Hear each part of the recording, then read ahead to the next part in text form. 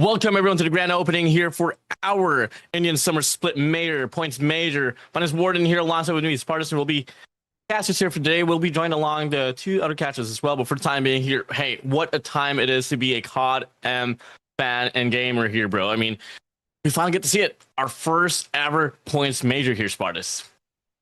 Oh, I'm so excited for it. It has been a long journey for these players. They have been competing all and out, and all they wait is for this current split. Because this championship, it is for their time to perform on the global stage. It is their ticket to make it to the biggest stage. And if you perform in this circuit, you know you have some caliber to be on that CODM map on the world level.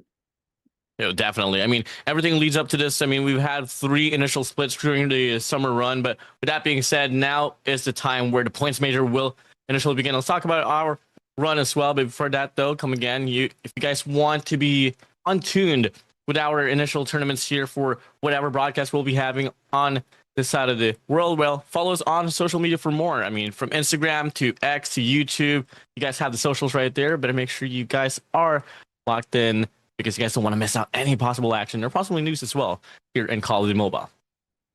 Yeah, there's a lot of going on in the circuit.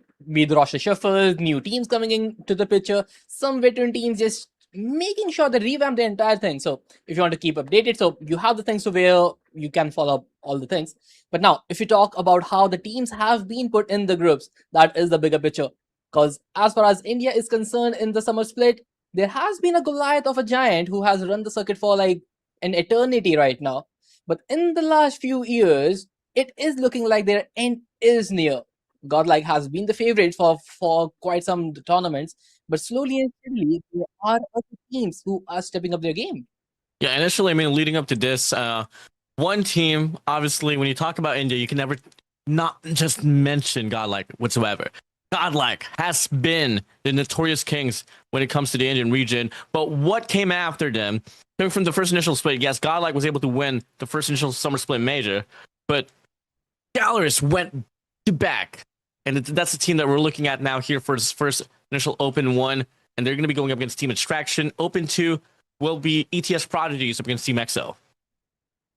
Well, I'm looking out for Galleries again. As you rightly mentioned, they are performing really well. They are up there, but do they have the same caliber to take down Godlike for one more time? Because again, whenever CODM is mentioned, this is a team that you always have to see. Now, we will look for them as well in like how their group is designed, because eventually it will all wind down to how you perform in your individual groups. Topping that out, getting through the winners bracket is a necessity for so many of these teams to have an easier run. And if you talk about Group B, Godlike against Chaos Zero will be the first matchup, and then the second game is ETS Integrity against Gen. Another few new names coming into the picture. I mean, I got to talk about the branding here for a set of Elite Titans, man. I mean, they got 3 teams this competition, if I'm not mistaken: Integrity, Prodigies, alongside the main team itself. Let's see if one of the teams will be able to put up the impact, so on and so forth. I mean, if you guys are wondering as well, what's the format that we're somewhat following here? I mean, it's basically somewhat equivalent to the Swiss format, so it's pretty straight to the point. And right after that as well, I mean, once we cut the pie and filter out the talents, we move over towards the default format for the initial playoffs as well. And like that's a good thing. You have like the luck factor has been reduced quite a lot. It is a double elimination bracket, so even if you lose the first game, if you get unlucky, if you haven't just warmed up enough, you will still get your chances ahead. So the double elim is something you have to be very consistent in about. And for the consistency part, we have some new faces overall in Group C. Inside and then Extreme Gamers taking on one another. Then Team Spectacular and 0-2. That's a quite unique name.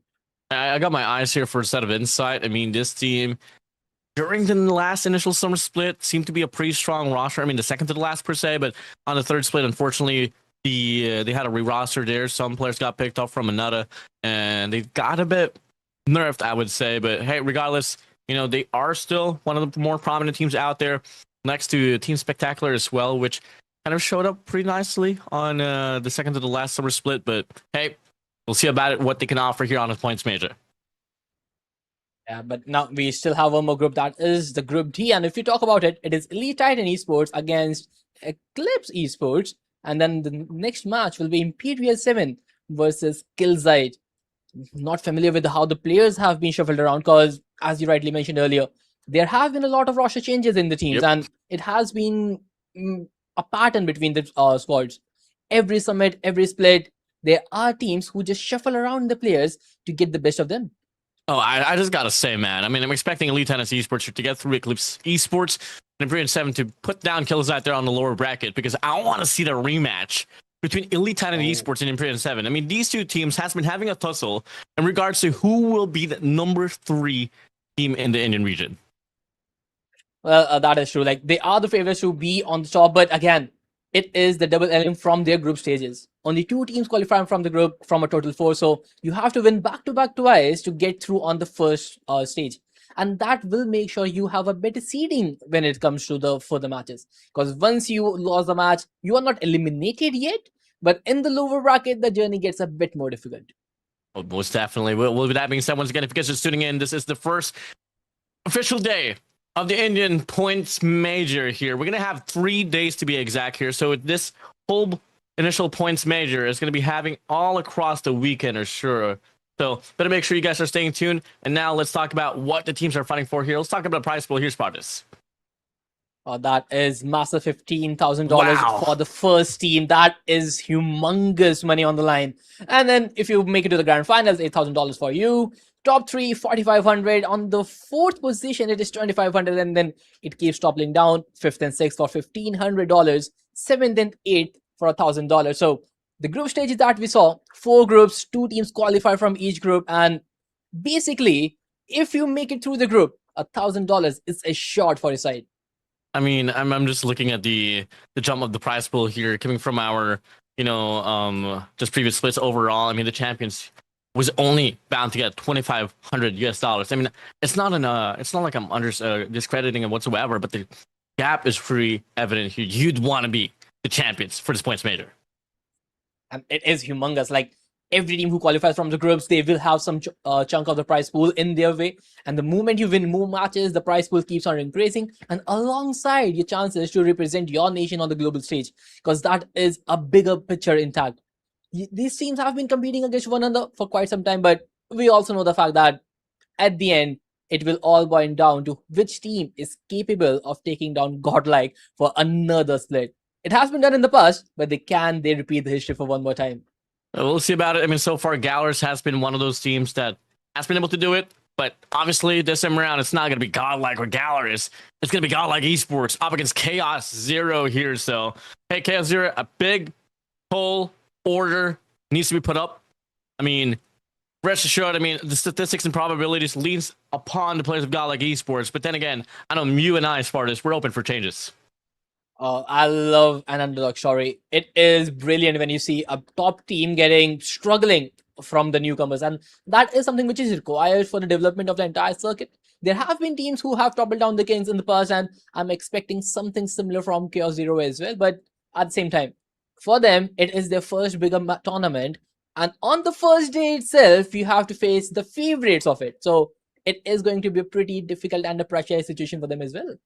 I mean, Chaos Zero, not really a lot to lose, but a lot to prove for sure. So just make up the most out of it. I mean, there's a big reason why as well that they're still part of the numbers here, included in the Points Major.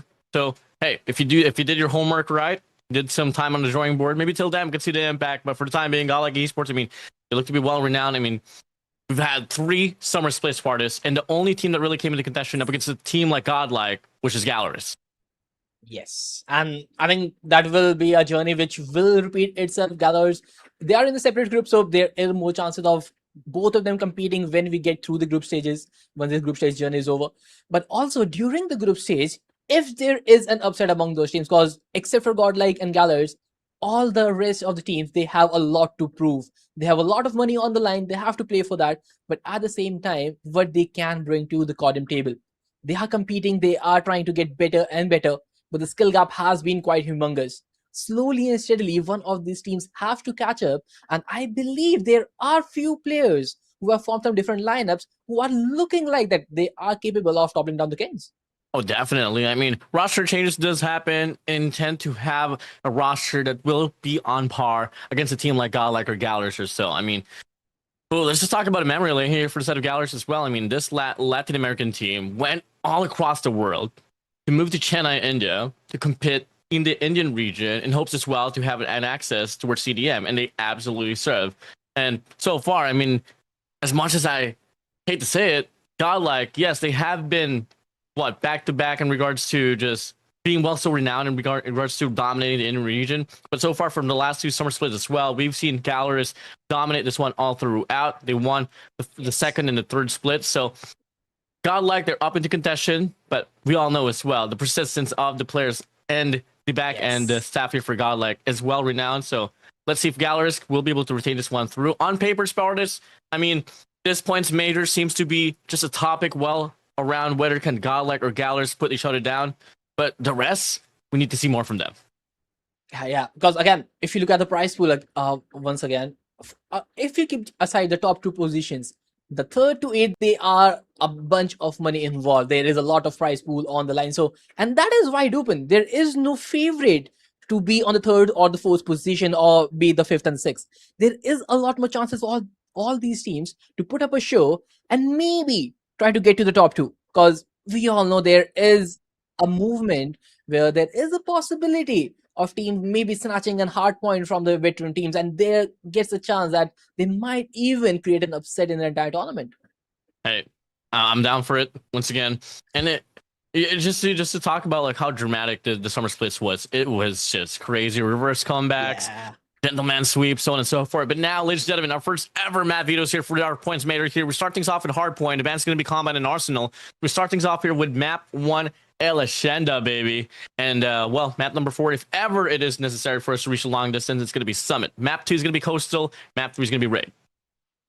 Well, quite the map veto we were expecting. Hacienda has been the territory for Godlike for so many years now, and they still have it. Although it's a big surprise for me that Zero has not banned this in the first ban, because I believe Arsenal and Combine, they will have more chances of securing Hardpoint. But Hacienda, so the first map looks pretty much in the favor of the favorite team overall, because the map veto is designed that way. But S&D, this is a mode where things turn out differently. Coastal being a new overall structure for the teams, for especially for Godlike, they are not the best in this regard. They have been favorites for Slum and Fighting Range, but Coastal, they can be challenged up, and for the opponents, this might be the territory where they can actually try something to work out in their favor. I definitely agree with you on that note there, Spartus. So, hey, move it down to the pros here. What can they find? Once again, I'm expecting a bit of a quick one here. I don't really mean to discredit Cal Zero by any means, but once again, they have nothing to lose but a lot to prove here. While Godlike, on the contrary, I mean, all they got to do, I mean, the keys to victory here for the set of Godlike is just try to find a means to just do exactly what they have been doing. They have been absolutely dominant.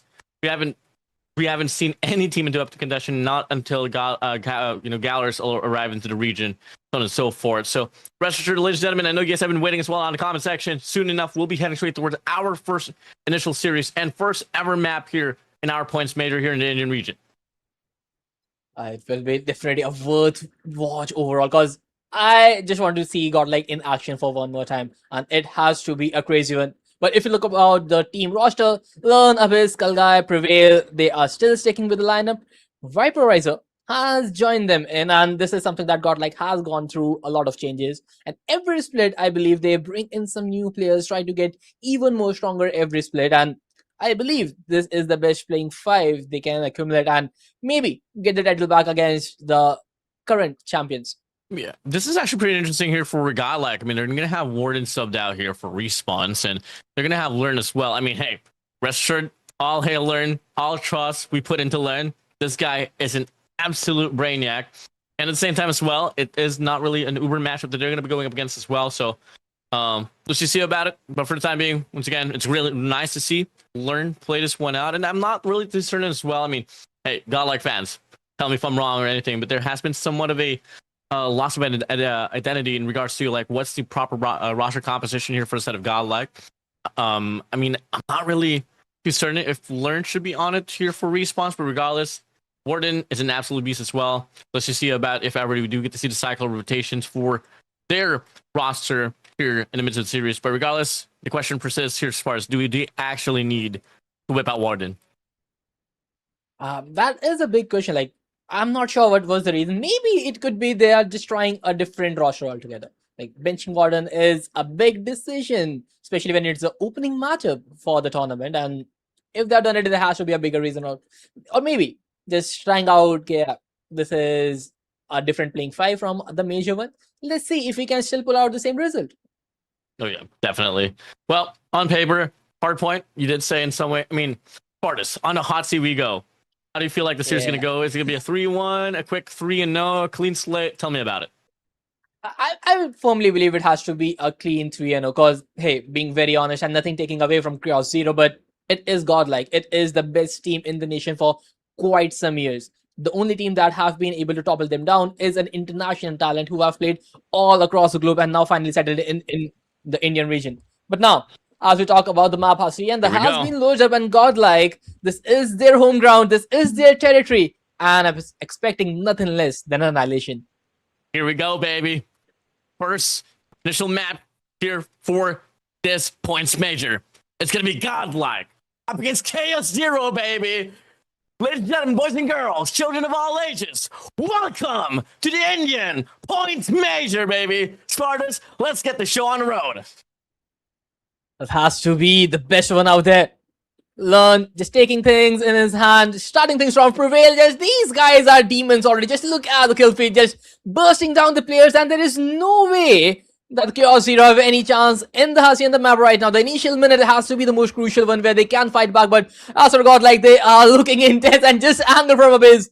No one can topple them down, but finally, Chaos Zero coming back in the picture. They are able to contest the area, getting some points back, but godlike, they are not going to refrain from here. Yeah, let's give it up here. So far, initial time here for the set of godlike. Here, stacking up the hill. They got 3 players, in fact.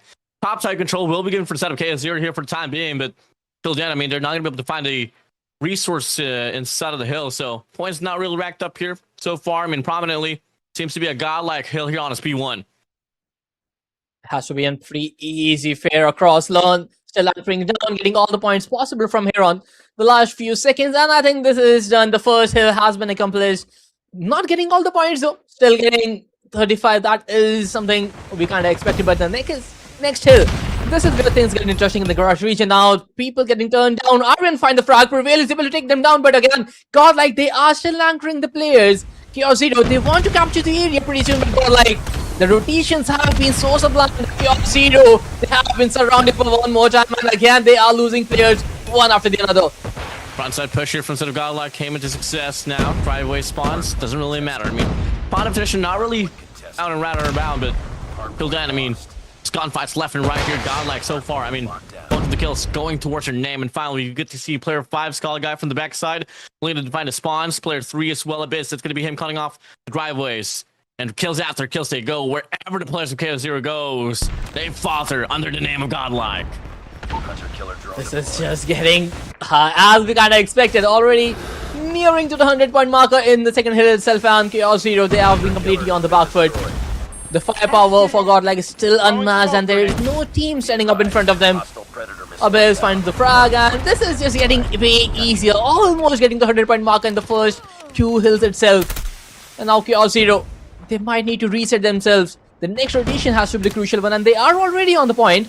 They are trying to capture down. The frags are what they require from here on, but this grenades and the firepower from Skull Guy is way too much for them to deal with. Chaos Zero, although they have captured the point, but not for long.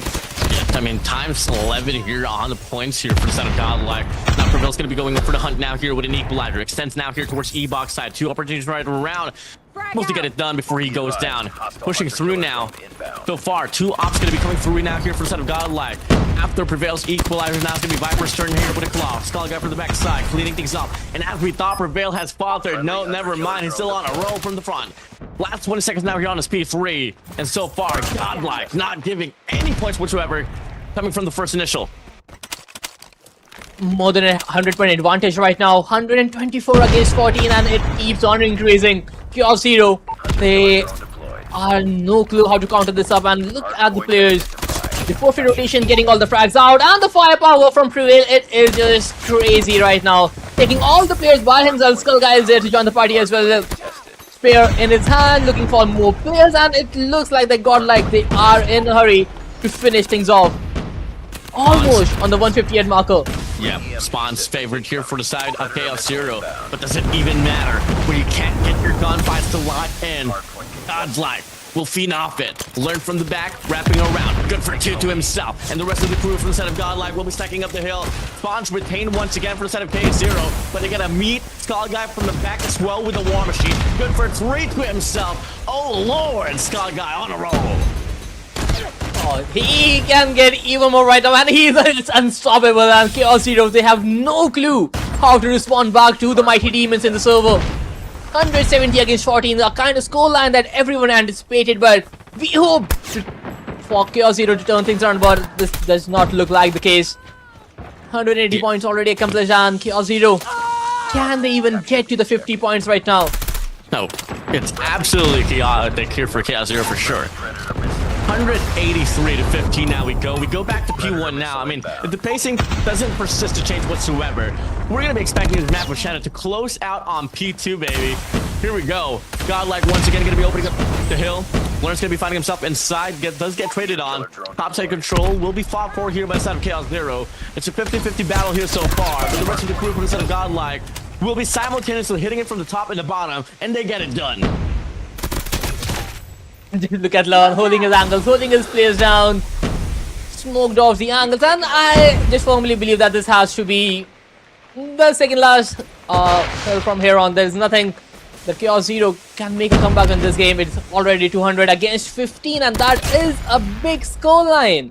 Too, if you look at the things, because for Chaos Zero, I really anticipated them to at least put up a contest, but right now against Godlike, things are just not working in their favor.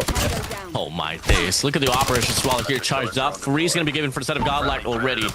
Chaos. Aryan is the only player here that has an operator. That there's going to be a War Machine as well, which could become in pretty suffice as well if it ever is invested right. But so far, you take a look at the map, the formation and response will be given for the side of Godlike. And they're in prime position right now to close out the deal, baby. To welcome the players of Chaos Zero to the Indian Points Major. Welcome to the big leagues. Last 15 points remaining. Godlike on an overdrive. Just destroying their opponents apart, showcasing why they are the favorites, why they are the mighty demons, putting up a godlike performance. And with that being said, they have just accomplished the success rate. 250 against just 15 points, dropping just 15 points overall, and that has been an annihilation for Chaos Zero. They had no chance even standing up against the players of Godlike here. My days. What a grand opening, bro. Talk about an explosive entrance here for the set of Godlike. And, well, I feel sorry in some way. Well, it takes 2 to tango, and fortunately, this time around here, we fell behind. Quite devastatingly. Chaos Zero here. That was a statement game there for the set of Godlike. I mean, at this point, for them, it is a very new experience if we talk about the Chaos Zero players, because facing the tournament favorites, one of the teams that has to be the grand finalist when the journey comes to and close, they have their match in a way where they cannot do anything against them. The firepower, the rotations, the formations, the utilities, the smokes, the War Machine coming into the picture, everything was just way too much for Chaos Zero to deal with. If you talk about the frags, Skull Guy again being the match MVP, 33 for 9. Abyss, 31 and 10 for him.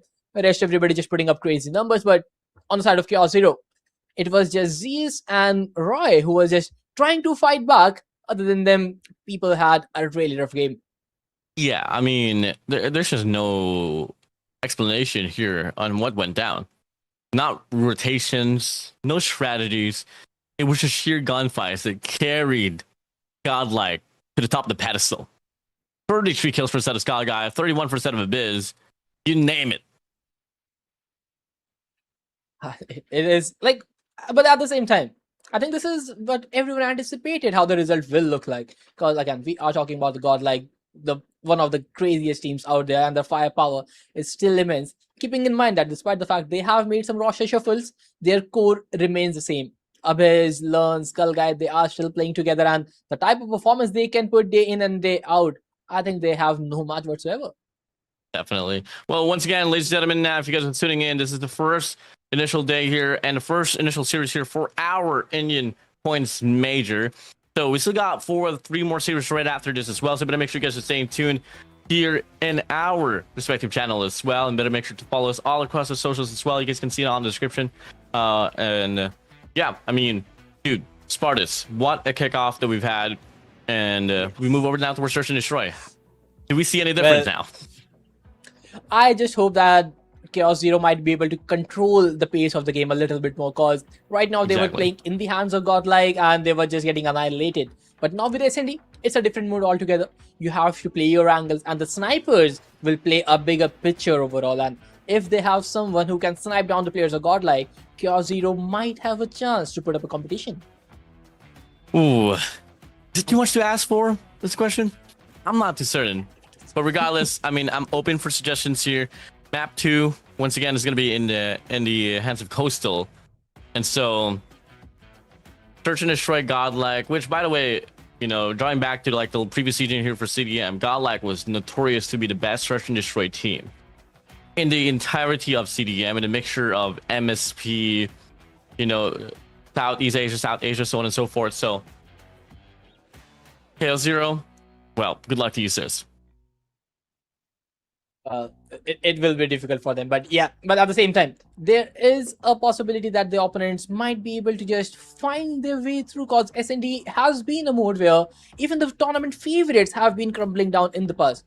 Even I have witnessed some of the games where Godlike, they were put to the very last round of SND to secure the victory, because that mode is built very differently, and especially on the map of Coastals, there is a possibility for the Team Zero to make a slight bit of comeback, or at least put up a competition out there. Well, definitely. Yep. Soon enough, ladies and gentlemen, we're now going to be loading in towards our second map here for today. Once again, it's going to be Search and Destroy Coastal here. We got Godlike and Chaos Zero, with Godlike dominating the map of Oceania with 250 to a 15 standing. Search and Destroy here. Spot is on the hot seat once again here. What do you think the scoreline is going to be first tonight? I'm expecting at least like 3 rounds from the side of Chaos Zero. At least 3 should be on their end. Although I don't see them coming out on the top and coming with a victory. And if they are able to pull it off, I'm all down for a miraculous run from SND. But again, being very realistic, I still believe, yeah, Godlike will finish things off, but at least 3 to 4 rounds for Chaos Zero. Well, looking like we are going to be loading now towards the map of Coastal. Here we go, baby. First things off here on the first half, it's going to be Chaos Zero here. Starting things off here on the defense. Well, Godlike going to go for a blitzkrieg push on the mid-map. I'll see him out. Sorry to you, sir. Viper puts him down already. It's a 3-man stack here on the mid-map. A crossfire will be offered here. Good for 1, good for 2. But till then, the damage has been done. And Skull Guy from the back denies the flag. Not over yet. Snap of a finger, Spartans. Godlike wins the first round. Well, again, they have to just control things down, because Chaos, they are trying to play it really fast. But Godlike, being the attackers, they have all the rights to control the momentum of the game, and the firepower they have, it is quite devastating. And a can for one more time, they are hunting towards an A side. I don't see anybody just stopping them, although they have good crossfire setup, but prevail. This guy can entry frag between 5 players and still come out on top. Horrific. The bomb has been planted. This is hard. Chaos Zero. Last 2 player alive now. What can they find? Absolutely nothing. 1v4, 1v5 situation. There it goes. Unable to get even single guy. Skull Guy to finish things off, and that's a quick 2-0. Like right now, the pace Godlike is using, this does not look like Search and Destroy. It feels like they are playing Hardpoint for one more time. Defend the objectives. The pacing. This is what he's talked about, man. It's the players of Chaos Zero just falling into the hands of Godlike, falling into the pace that. How do you want to play this game?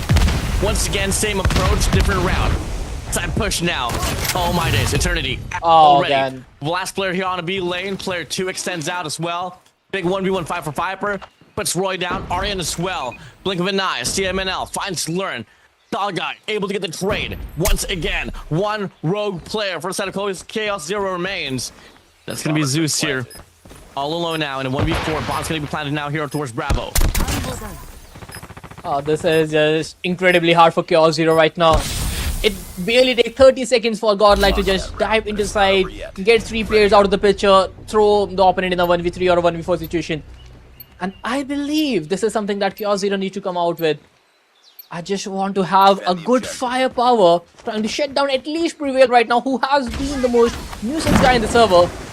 makes the first contact and gets away with it every time possible. And again, for one more time, he's trying to jump in, but for the first time, the opponent having an advantage will prevail. He's just unstoppable. Finds Aryan, and again, the A side has been compromised.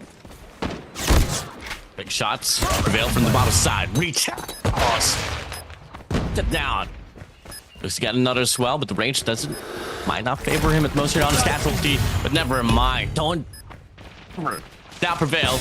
Looking to get another swell, but Skull Guy beats him to it. Last good player alive now. Gets out to the side. Off the SKS. He goes. 4 rounds in a row for the side of Godlike. Another one, and it just keeps getting better and better. Although this time around, Chaos Zero, they have the good ideas. They got the first frag down, but again, Prevail being the unstoppable guy, already on 9 kills. Just look at him run through the server. And if Prevail can be stopped, Chaos Zero might find an opening in the attacking side of a Godlike. Again, he is just unstoppable, man. Running down the players just like that. It's a cakewalk for him at this point. And another one. Chalice, 2-hit marker, puts him down though. Unfortunate. Al's gonna get planted now here towards Alpha. Player 4, Aryan off the flank. Might be able to stop the plant, rather. Never mind, Viper's there. Get it done. It's not over yet. 5-0 already. Yeah, this is not looking good. Search and Destroy have like a 2-minute round. God, I believe it was just a 30-second game. Because the way they are playing, they are just diving in. Just look at the 5-man pushes for one more time. Going through the mid, and the side for preference is the side A. They have 2 anchors, but Aryan finds one, gets instantly traded out. Prevail gets the NT for one more time. 11th frag for him already. Learn gets the clean up. Already down to another player, but hold up, Roy. He fights back, he gets a double, and now there is a possibility for Chaos Zero to make a comeback. Eternity. He needs to find the right angle. They are playing it really clever. They have to clear things out. Roy, he has done really good up. His has been spotted. Things are going in the favor. Slowly and steadily, but it will all boil down to this 2v2 brawl right now. And Roy is trying to dissect the players. They find the frag, but now Viper on the back lines one more time. Sprays both of them out, and Godlike 6-0 up. You're just like a true Viper, man. Slithering there from the back. Going for the perfect strike. 6-0 here, man. I mean, hey, fortunate enough it's a best of 5. So, hey, there's still going to be another lifeline. And now we go. Next round's going to be opening up. It's going to be an A push here with 3 players now stacking inside the side. Ska Guy finds Zeus here on the first hand. Making a double for Ska Guy. Roy's out. CMNL as well. Making Aryan through. Bomb acquired. Eternity. Lost in Eternity for sure. And just like that, Ska Guy puts him down. 7-0, baby. Spartus. All in the Guinness World Record. This is the fastest search and destroy I've seen in my life. Oh, for sure, man. Because it is just Godlike being Godlike right now. Just destroying their opponents. And look at Prevail. 12 frag for him. Skull Guy, 11. Rush everybody is still in single digits and way far off the double digits right now. 5-2 for their teammates itself. But Prevail and Skull Guy, they are playing on a whole different game altogether. 13th right now, and Chaos Zero completely on the back foot. Although they had few opportunities, they are able to get at least a trade here and there, but it's just not enough. They are jumping around with the guns. They're destroying Chaos Zero's confidence at this point. You blink and you miss it. 8-0. Match point for God freaking like. Now, Chaos Zero's turn here to play on the offense. CMNL does beat Skull Guy to it now. Finds the first frag. Prevail looking to run it down here on the mid-map, but player 2, eyes on player 2. Viper here able to find Aryan. Needs connecting for set aside of CMNL. Viper gets overwhelmed, but finds another one in the process. Eternity is going to be out. Just able to get the trade. 2v3 now. The best round. The best odd for them to win the round. No, learn from the back. Good for 1. CMNL's out. 2v2 situation we go. Learn the big brain guy indeed, and oh my goodness, another frag down from a 3v2 to a 1v2 right now, and Zeus, he finds one frag back, but Abyss, he is gonna finish things off, and the scoreline have been achieved. A clean sweep in Search and Destroy. 9-0 for Godlike, and this is as easy as it gets. Immaculate performance from Standoff Godlike. You can tell, Spartans, they're not here to mess around whatsoever. Get the job over with. Get it done. Close it out. Draw. And just like that, in a span of like 25, sub 30 minutes or so, they only need one more map now to advance to the next stage of the competition.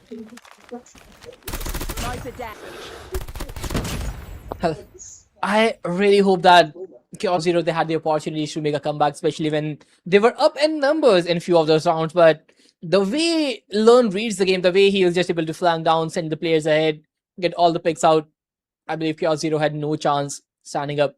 Even if you look at the kill feed, 14 in 3 for Prevail, Skull Guy 13 in 2. They are doing everything possible for the entire lineup, and then Viper making sure that even if his players dies, he's there for the cleanup. And on the other side for Chaos Zero, there was barely anybody getting any kills. Nada. I mean, 2 for 2 here for Sedvalian, Roy as well. Most frags here came from Status CMNL, but well, regardless, it's a team game. It takes 5 to tango, and Godlike were just swerving and grooving in this map of Coastal, man. They were just feeling it. And I think this is what everybody anticipated them to pull off. And although I was in for a surprise from side of Chaos Zero, but again, the firepower and the speed runs is still lacking on their end. They had few chances, they had few advantages being created for them, but just not enough to put Godlike on the back foot. The pacing cannot be controlled, and the firepower is unrivaled. Was definitely. Well, with that being said, ladies and gentlemen, once again, if you guys are tuning in, yes, this is just the first series here. We still got 3 more right after this as well. Once again, Godlike, they were able to beat down Hardpoint, beat down Search and Destroy, win Nexus Control. I'm probably seeing already a 3-0, bro. Yeah, it has to be, and not just a 3-0, but more like a best of 5 coming in, and then in like 15-20 minutes overall. Because I believe that is the pace of the game. Hardpoint, it was 250 against 15. The game barely lasted for 5 minutes. SND 9-0. Every round was played in like 30 seconds, and that's the competition that the opponents have to go through on their first day itself. And it is a lot for Chaos Zero to deal with. It was too much to deal with. I mean, you can definitely tell Spotters in some way they were really overwhelmed with the pacing that Godlike was putting up all throughout the games here. Beat from Ashenda or Coastal, it was just Godlike really playing by their own pace. And I think that is something that every team rather needs to learn from Godlike. Like, how do you make sure your opponents are uncomfortable? That is the sheer pace and aggression. Because if you don't let the opponent team settle down in their angles, in their positions, if you can just run riots and circles around them, this is what you are capable of pulling it out. This, even in the defending side round where Godlike just needed 1 to clean out the SND, it was a numbers advantage for Chaos Zero, but Learn, being that main brain guy in the team, the IGL and the captain of the squad, makes a flank out, gets 2 player by himself, and then just leaving his star fragger in a 1v1, and he is almost certain to win it out. The brain games, the aggression, the firepower, everything has been top notch, and this is the exact kind of start Godlike and their fans wanted from them. You know, it doesn't really take an analyst to really decipher what really went down here on the series itself.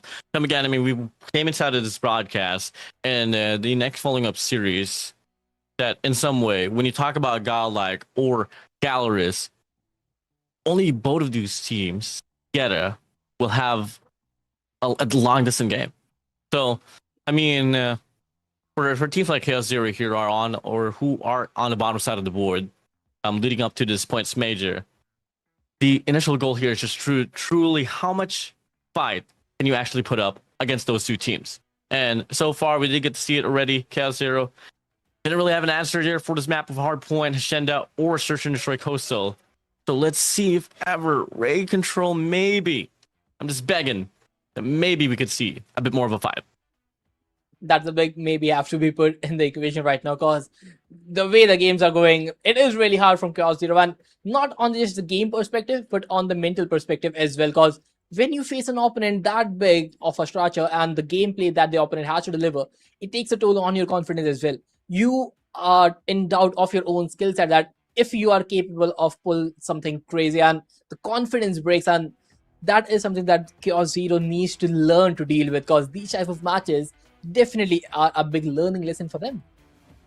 Ladies and gentlemen, hey, we called it. We said it as well. Indulge into the action here for Call of Duty Mobile. Now we are heading straight towards our map number 3 here. Once again, ladies and gentlemen, it's Godlike versus Chaos Zero. This time around in this map of Raid Control, baby. Let's get this on. First round, it's going to be godlike here on the defense. Well, let's see how this is gonna look around. Are they going for the points or they're just diving onto the players? I'm still waiting for the first frag, and that has been the longest time that Abyss has taken to secure the first one. But now, since he found the contact, he's just being unstoppable. 3 back-to-back. And already just annihilating their opponent. It is a start of something easier on their side. And this map of control, this is just not looking good on the side of Chaos Zero for one more time. And exactly how we anticipated it to be. A 4-man advantage already. Make it 5. And godlike. The players are just getting untraded. And just standing in the open getting all the picks. Yeah, Standoff break off there from the side of Chaos Zero. Came into no succession there on Bravo, but hey, in the midst of it, they've reversed their attention now towards Alpha as well. They got 2 players now here going for the capture. Clear 1. Prevail from the front side. Looks to go for the contestant. Checks up on the right-hand corner. Can't find the shots. But Learn and the Biz beats him to it as well. And the spawn trap ensues. 24-14 now. 50 seconds left of the clock.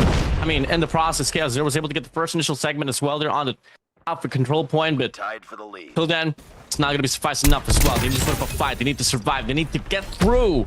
Abyss now here off the spawn trap here on the driveway.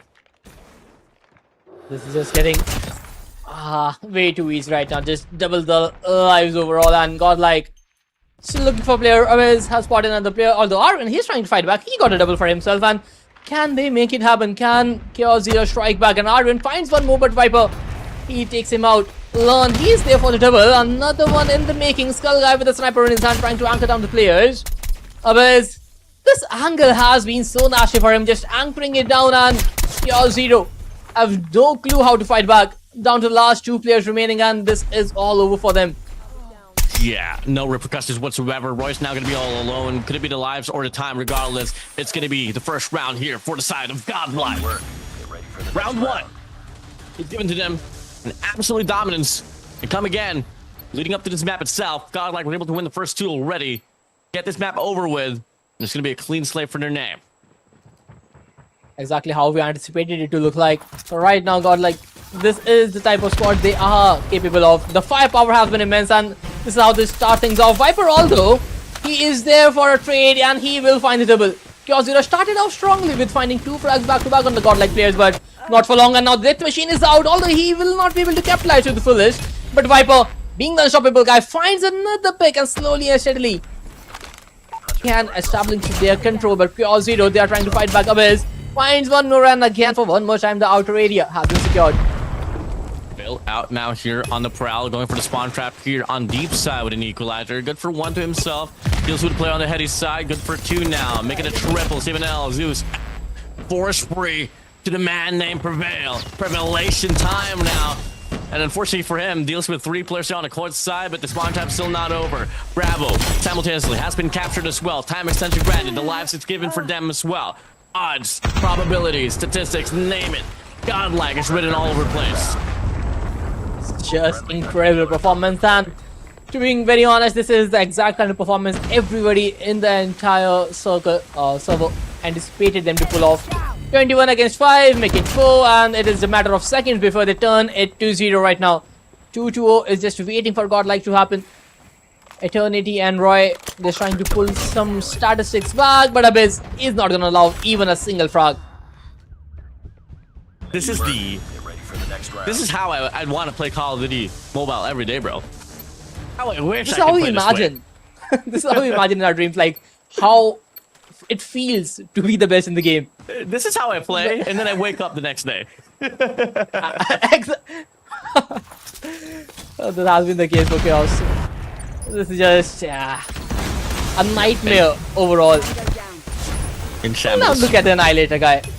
Wow, Abyss. He's crispy as well with those. Check his phone. EMP systems incoming.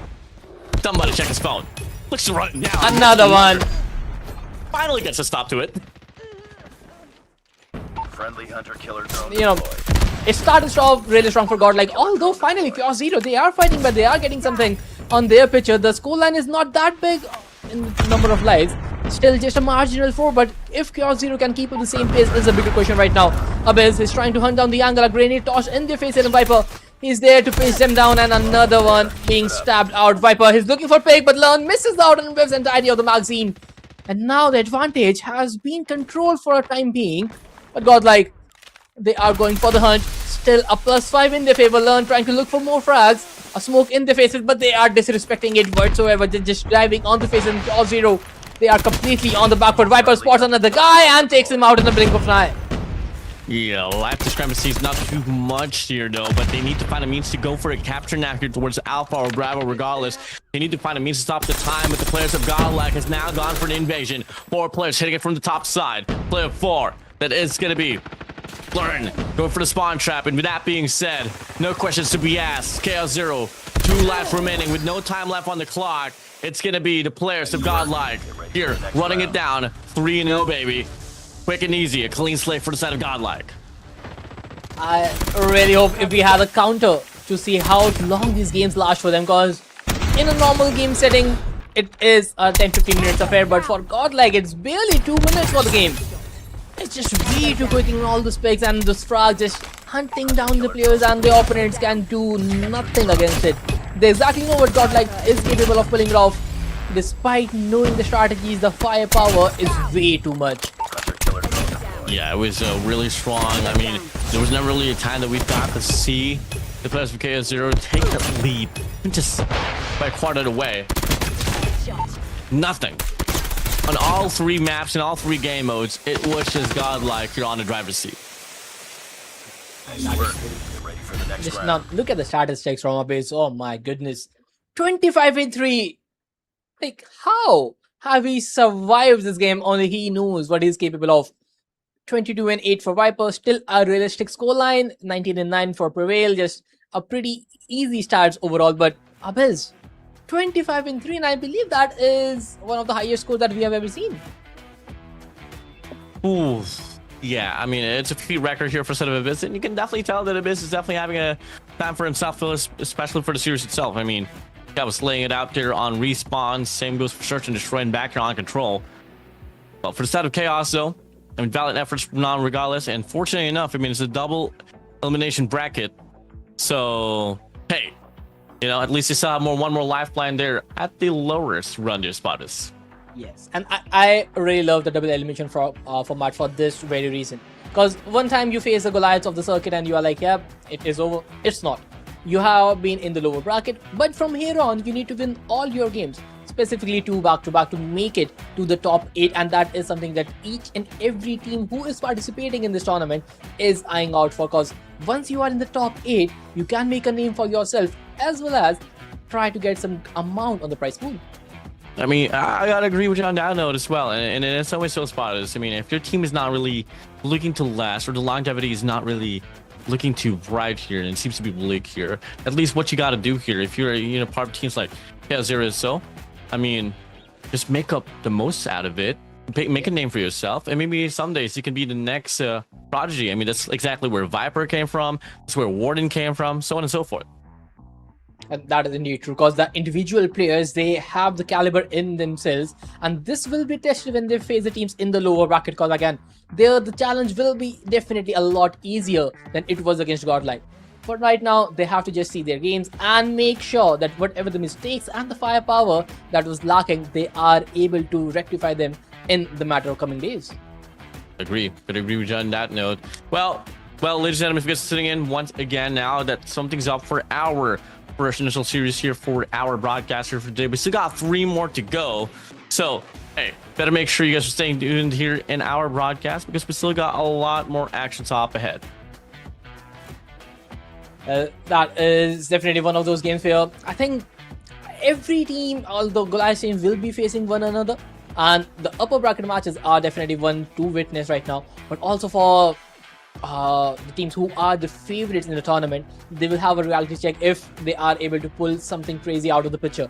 Because I think it was Group A and B who have the most star-studded teams, but the Group C and D, they have more of the new faces coming into the picture, because that is what I am looking out for. How does Group C and D perform overall, because the level of the teams there is pretty much on the similar performance.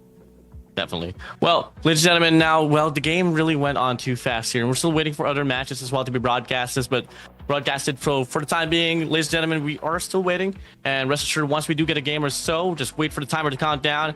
And well, once the timer depletes, we're going to be heading straight towards the next action here for our Indian points majors. Joining on the desk, minus Warden, Lost with Spartas. We'll be right back after a short break.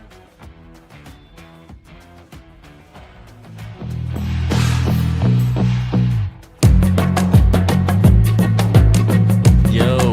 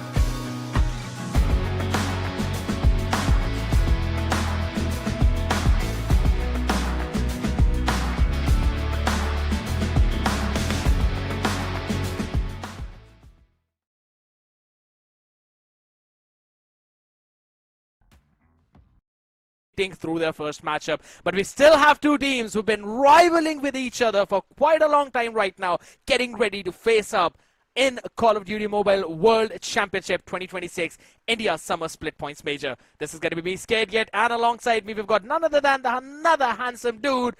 It's going to be Phoenix in front of me. We're all ready. Don't get confused out there, people. I know Warden and Spartus were the ones who were there, but it's fine. We've given them a break. They've done the best series out there, but we're going to do the Rivalry series up, Phoenix. How are you feeling right now? I don't know why I'm always there when the spicy stuff happens. Every single time I am present whenever the rivalry is there or maybe some crazy action is there. I think so every single game is filled with some crazy action packed plays. But I think so this is going to be one of the finest gameplay, because in the previous one, Godlike, they owned their matchup. They actually speeded in that particular one. But I'm very much excited for this one because once again, I love Call of Duty Mobile. That's one of the best things out here happening, right? And I'm just super excited about what's going to happen right now, because guess what, people? All of the matches are going on right now of different groups. We're having one match at a time on the stream too at the same time, and we've got the next one ready up. So don't worry, you don't have to go anywhere, as we're going to be soon heading into that. But before we move forward, make sure you follow us on all the social media platforms out there, so you're always updated about whatever's happening in the entire scene. Because guess what? You do not want to miss out all the action out. CODM Esports on YouTube, play CODM Esports on X, as well as play CODM Esports on Instagram. If there's any other places that you guys can find, make sure you follow us there as well. Because guess what? The more the merrier.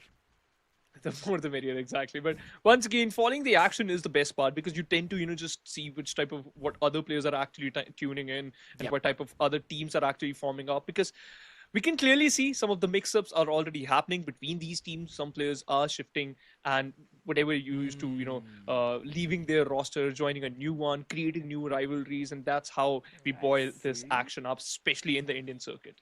I see what you're doing there, my man. I see what you're doing there. Kind of spilling the dish for the people out there, Hold your horses right now. We will talk about that. We'll get into that soon. Wow, they were a nice one, matching with the background there. Coming back onto the same topic right now. Again, let's just have a word, right? With everything that's been going on in the entire scene of Godlike, Galvadis being the team that eventually were able to dethrone the likes of Godlike as well, or at least another team that goes neck to neck against them, that have showcased big potential. And right now, the only other team that can actually rival them is Godlike. We just saw their performance right now, and they're definitely playing like the top team in the world. But if there is any other team that can actually give these two some more competition, it's either going to be Elite Titan Esports or it's going to be Empyrean 7, because they've got some players who I know a lot of story about. Yeah, and I think so. The best part is just talking about that particular story and eventually just giving a spoiler. I think so that's going to be a good thing, especially for the audience out there. But once again, very much excited for this particular matchup, especially as you just mentioned, right? I'm very much excited how Empyrean 7 will play, and especially how Elite Titan Esports will compete in this one. Hey, I like the this particular graphics here in the center, surrounded by the players. Damn. I mean, you're still looking up at me, just like how you'd be happy. Oh my God, yeah, bro. Yeah, but all right, for sure. We're not gonna hop into that banter. It's fine, Phoenix. We know that I play more CODM than you, so it's totally fine. It's all right. No worries. We got you there. But yes, as we can have a look at the rosters as well, people up in front of us. Yes, there's Godlike Esports on the one side. There's Chaos Zero on the other side. We saw them play a little while ago. We saw the entire roster of Godlike performing like anything. And there is one name that I see there. That's going to be Viper. I must tell you the story of this lad, bro. So, the time when he came into the CODM scene, right, initially, almost everywhere, people were thinking that this is the lad that has got the potential to be scouted out by Godlike. People were talking about him way longer than he was actually scouted out for the team. So, you already know how solid this one dude is. And standing up with the rest of the players like Learn, Abhi, Skullji, and Prevail, that takes a lot of grind. Indeed. And especially, you know what? gelling up with the players. Sometimes whenever you tend to see these players performing well every single time, whatever the tournament is, it doesn't even matter. Every single time, God like tend to just grab that first spot. They tend to hold the throne every single time. And now when you got introduced into the team, you have to be at your level best every single day. But all right, ladies and gentlemen, let's take a look at the picks and bans. It's going to be Takeoff. We are starting off the series for the first map. It's going to be the Hardpoint Takeoff. Second map, it's going to be Firing Range in SND, and in Control. Once again, one of my favorite map, Standoff. You only like it because it's one of the OG BO2 maps. Yeah, I just know how to play Standoff. Pretty bad at raid. Understandable. It's been one of my favorite as well for a long time. And again, hardcore Black Ops 2 fan out there, people. Make sure it's going to be dropping off soon as well in the new console. So make sure you actually check that out. But if in case we go to map 4, then we're going to have a hop onto the map of Combine. And the last map, SND, is going to be Tunisia. But that's going to be one main thing, right? If that happens. Because both of the teams that are in front of us right now, Elite Titan Esports and Empyrean 7 on one side and the other, they are super capable of taking this entire thing into that 5th mapper. But Takeoff is where things will start, Phoenix. And I know you've been doing some research about who has it best. And I know we're both going to lean in towards Empyrean 7. That's it. That's what I was looking for. Thanks a lot for the setup. But to be honest, scared. I'm very much excited for this one. Every single time, I'm actually feeling the goosebumps whenever I get a chance to cast Call of Duty Mobile, especially with you. Yeah, you can get that. You can take that point. I am always excited because it's just lovely, man. Fast-paced action every single time, some crazy plays, some mind-blowing plays, and it tend to helps me a lot to just stay in touch with the scene. That's the best part about it, right? And having Takeoff up in the Hardpoint pool as well. It's always been fun, especially when it comes down to those money hills. The P1, P2 kind of scrappy, but after that P3, P4, that's where the teams look to try and grab most of those points, right? And it all falls down to how well these teams would eventually rotate around the map, especially when the action is going to be up at the peak. That's the main question. We've seen Elite Titan Esports play together for a while, and if anything, a couple of players from Empyrean 7 were part of their roster as well. I'm talking about Random, and I'm talking about another new prodigy that's been stepping up in the shadows, Flirt. These two have got insane amount of potential. And Empyrean 7 is a team that, as I said, is considered one of the best rivals for Elite Titans. To be honest, Elite Titan Esports, they have to be very much locked in, because once again, everyone out there will be looking forward for this particular matchup, because in terms of performance, you showcase some brilliant performance out there, and Empyrean 7 also is did the same thing. But I think so Empyrean 7, the best factor was the stats are actually good. In terms of Hardpoint, they got a very solid win rate. Yeah, in SND they tend to struggle a little bit, but I think so Hardpoint has to be the momentum setter. So once you get the W here, you can definitely capitalize on that, and then your day might go good as you move forward with the SND as well as in the Control. But alright, I think so it's all good. It's all good and dandy. But the way Godlike played in the previous matchup, I want one team to just replicate the same thing. But alright, ladies and gentlemen, we are heading forward for this one particular matchup. Hardpoint it is. The first kill goes to the players of Elite Titan Esports, and they are looking solid as of now. Absolutely on point right now. The rivalry has been brewing up for a long time. Elite Titans have been winning it for the most part of it out here right now. As again towards the B1, they see the back and forth going in. Legend does a pretty solid job, getting a 3-piece for himself as he tries to hold the fort down. But Secret is where the main fight eventually will brew up to, because that's the flank angle both these teams will be looking for. Zyro, Revel answering back, eventually being stopped down by Random as well. Good answer back. Craving up on the other side. There we go. A shot down on the hill. Super scrappy by both the sides, and they're trying to deny the point. Empyrean 7 eventually got the advantage, but Elite Titan Esports somehow managed to get it back in their favor. The double contestation, the counter contestation was there, but somehow managed to get another player down. Once again, Ambience 7 got the control of the Hardpoint, and now they have got their things going. It's looking solid, but Elite Titan Esports, they are giving a way tough fight. 5 more seconds and you'll be able to get at least 25 points from here. But look at the second point, the B2, it's already being targeted, already being controlled by the players of Elite Titan Esports. That's the early rotation you'd be looking for, right? But you really need that headshot spawn out there over towards the back. If you don't have that, the rotation becomes difficult. That's exactly what Elite Titans are facing right now. Empyrean 7, super solid on that right now. Early few points, going for themselves. Craving, trying to answer back on the other side though. But you need Abyss's big brain to try and bring the team together on the other side. Tries to hop in, Rebel, lovely shot. Good answering back and situated as well though. Legend, no way, he's up here on time to save his teammates' life. And they get a decent cushion of around 30-35 points.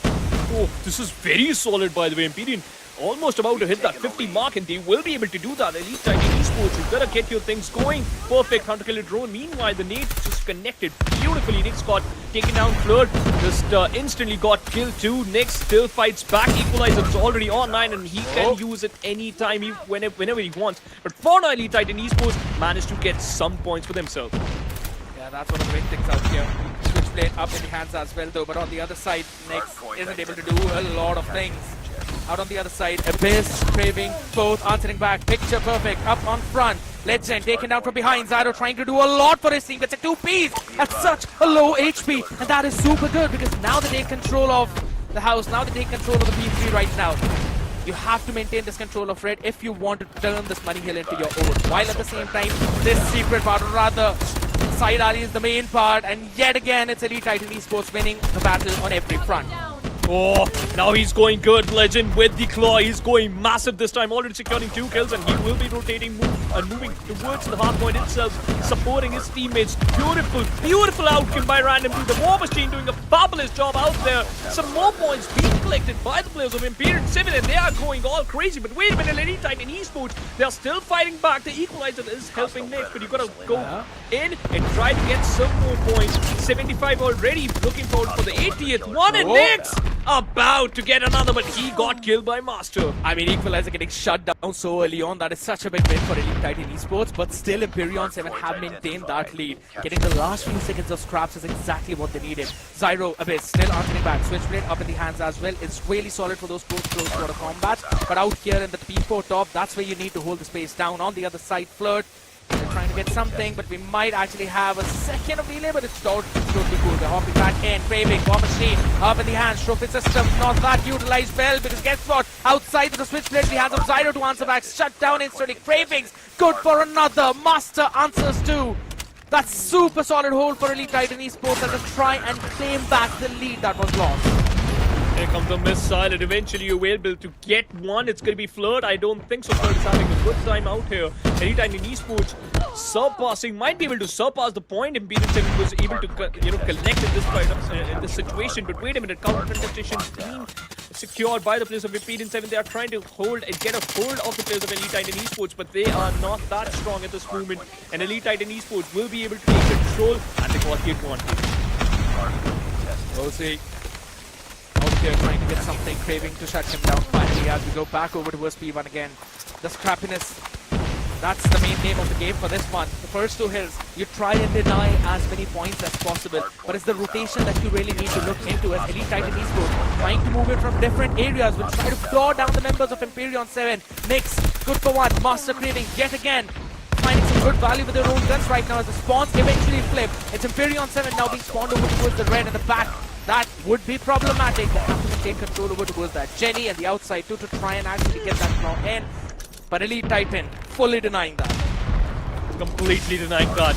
But wait a minute, Elite Titan Esports, you gotta understand that you got the triple digits already. You should be able to, get the advantage here. But Empyrean 7, they have some different plans here. Also connecting and collecting the triple pointer. 104 for them. And Empyrean 7 looking solid. Nyx was able to just get one. Flirt on the other side looking also in a very good spot. Look out for those important points. Elite Titan Esports again. They got the hard point in their control, and will be able to get at least 100 from here. The fight towards the stadium with Replis in the hand. Flirt needs to get value. He actually does. Getting 2 of those out there. knows where the third people are. Guess what? They don't really have the spawn control, so he has to maintain the hill. Whoa! Spear up onto the body as he takes them down, only to hold his ground, but not for long. Master hops back in, next with the equalizer, not really getting a lot of value out there. Claw being shut down as well. Imperion 7 are losing their operators right now. Left, right and center is the Death Machine trying to rain the terror of death. He becomes the Reaper to try and survive and save his team on this hill. Eventually taken down by the grenade as the Sparrow of Master comes online, only to be shut down by Random. Oh, that was so good, man. To be honest, I thought Elite Titan Esports, they were done in that situation because Imperium 7 just invested everything they had. Despite the fact they managed to get the highest point from the Reveal and Master, they are looking at a very, very solid form. To be honest, just look at him. Abyss utilizing that Tempest. Beautifully secured another one. Looking for the third one here. Elite Titan Esports still ranking up points, still tacking up those points. 140 already collected, looking for some more. To be honest, they will be able to get 144 from here. Imperium 7 lacking a little bit, but I think so. It's their time to collect as many points as they can. B3 Money Hill yet again, but this time it is Elite Titans. You'd want the close one out there, but look at the number 4 in yellow. He's the one who's all moving in around to try and take them down. Eventually number 5 now trying to do the same thing. They've taken the front control, but no, not for long. It's yet again Elite Titans spawning up there, so they're reinforcing their defenses onto this Money Hill. Ready to try and catch something. Craving with shutting down on Random out there. Claw in the hands of Zyro. Got to hold his angle down, but Wiz was eventually taken down by the side Ali. Random. Now he's answering back. Rebel the equalizer. How much value can he actually get? Goes 2. Now needs to take control of this entire Ali though. Finds the third. Wants to get something else right before it runs out, but it will eventually get taken out by Nyx. Man, Elite Titan Esports, they are getting a hold of it and they are looking very good. Look at the control, look at the map, look at the rotation there, every single thing. They're just controlling it. Zyro was able to just dish out a lot of damage, but kill got controlled by someone else. Raving on the other side, looking very good at this movement. 185, looking forward for some more, and yes, they will. Imperium 7, get this thing in your favor, otherwise you might be able to, just lose this hard point. And remember, guys, they got a very good control. They got a highest map win percentage comparatively between these two teams. So Imperium 7, they should be the one who should get this map, but Elite Titan Esports denying every single factor. The Sparrow is out. I think so. The game is done from here. Elite Titan Esports, they are looking solid AF. You said it's going to be over, but Nick said something else right now as the back and forth continues onto the hill. No solid control by either one of these teams as Zyro survives barely by the skin of his teeth. And for long enough for Abyss to actually hop in, and now try to solo some support. It's 205 already. You've got to break down the control of the hill if you're Imperium 7. Whoa! But the War Machine is not allowing you any of that. Up on your faces, you get eventually spawn trapped out there. That's finally Imperium 7 and now spawning it from 2 different directions. But the closest spawn is now in the hands of Elite Titan Esports. They're still reinforcing players onto this hill. 10 more points. The last few seconds of scrap as Imperium 7 decide to move back to P1. We still got the drone, and now the Hardpoint is kind of favoring you because it's outside. And Imperium 7 just trying to collect as many kills as they can, but I don't think so. That's going to be a good plan because you need to be careful of your surroundings. Look at that. Drone by Abyss managed to get a frag. Imperium 7, the first one to contest the Hardpoint. Elite Titan Esports, they counter contested. Zyro was inside, but unfortunately got killed. Master take control of the other part of the map, and here comes Claw. Zyro is a deadly man. Be careful. Eventually through the smoke, catches the first man as well. Wants to get second trophy down up in the front of him. Eventually shut down on the back lines. Flirt, NOC, answering back in unison. Death Machine in the hands as well. Rebel trying to trade them off as Flirt still maintains the control of Hill. One equalizer in the hands of Rebel being shut down instantly. War Machine for the answer by Random, only to be finished off by Abyss's Switchblade. That is insane trades from Elite Titan Esports. Few more points is all they need. 140 to 149 is the last second pass. And Elite Titan Esports defy the odds to win Takeoff. My God, man. Let's take a look at the replay, ladies and gentlemen, how things started. It was eventually Imperium 7 getting the highest point. Till the third hard point arrived, because at that very point, it was Elite Titan Esports. They were looking back and eventually driving their speed as well as their holding capabilities. To be honest, the rotations were all on point, as well as the synchronizing every single beautiful. I agree. It was mostly about those rotations, right? Elite Titans trying to contest for those spawns that are around those hills, just to make sure that they can get more men onto the block. even though there were certain moments when Imperium 7 were answering back pretty well, you could see them winning some crucial gunfights. Elite Titan answered back perfectly. The trades were always on point. And out of everything, they had so much value from their operators. And in fact, Imperium 7, if you talk about the winning percentage, especially on the Hardpoint Takeoff, they got 68. Comparatively to Elite Titan, they just got what, 25? Technically nothing. We just played like 3 to 4 times and we just managed to just get one victory out there. Despite of all that fact you just mentioned, right, defining all the odds and still managed to get the W, that is the best thing. Zyro got the MVP, but Cravings, look at his skill, 47 and 25. Legend had a tough time on the other side. Random tried his level best, but OC, amazing job from the side of Imperium 7. Yep. Only person with the positive KDA for his team, right? Everyone else kind of in that negative. But when we talk about Elite Titans, again, Zyro, Cravings, insane performance from them. Big moves out there with 47 and 25. Just 3 away from that 50 bomber. We normally talk about teams reaching that 40-45 kill mark, right? That's pretty good. That shows that you have the control. We've got 4 players from the side of Elite Titans who actually reach that.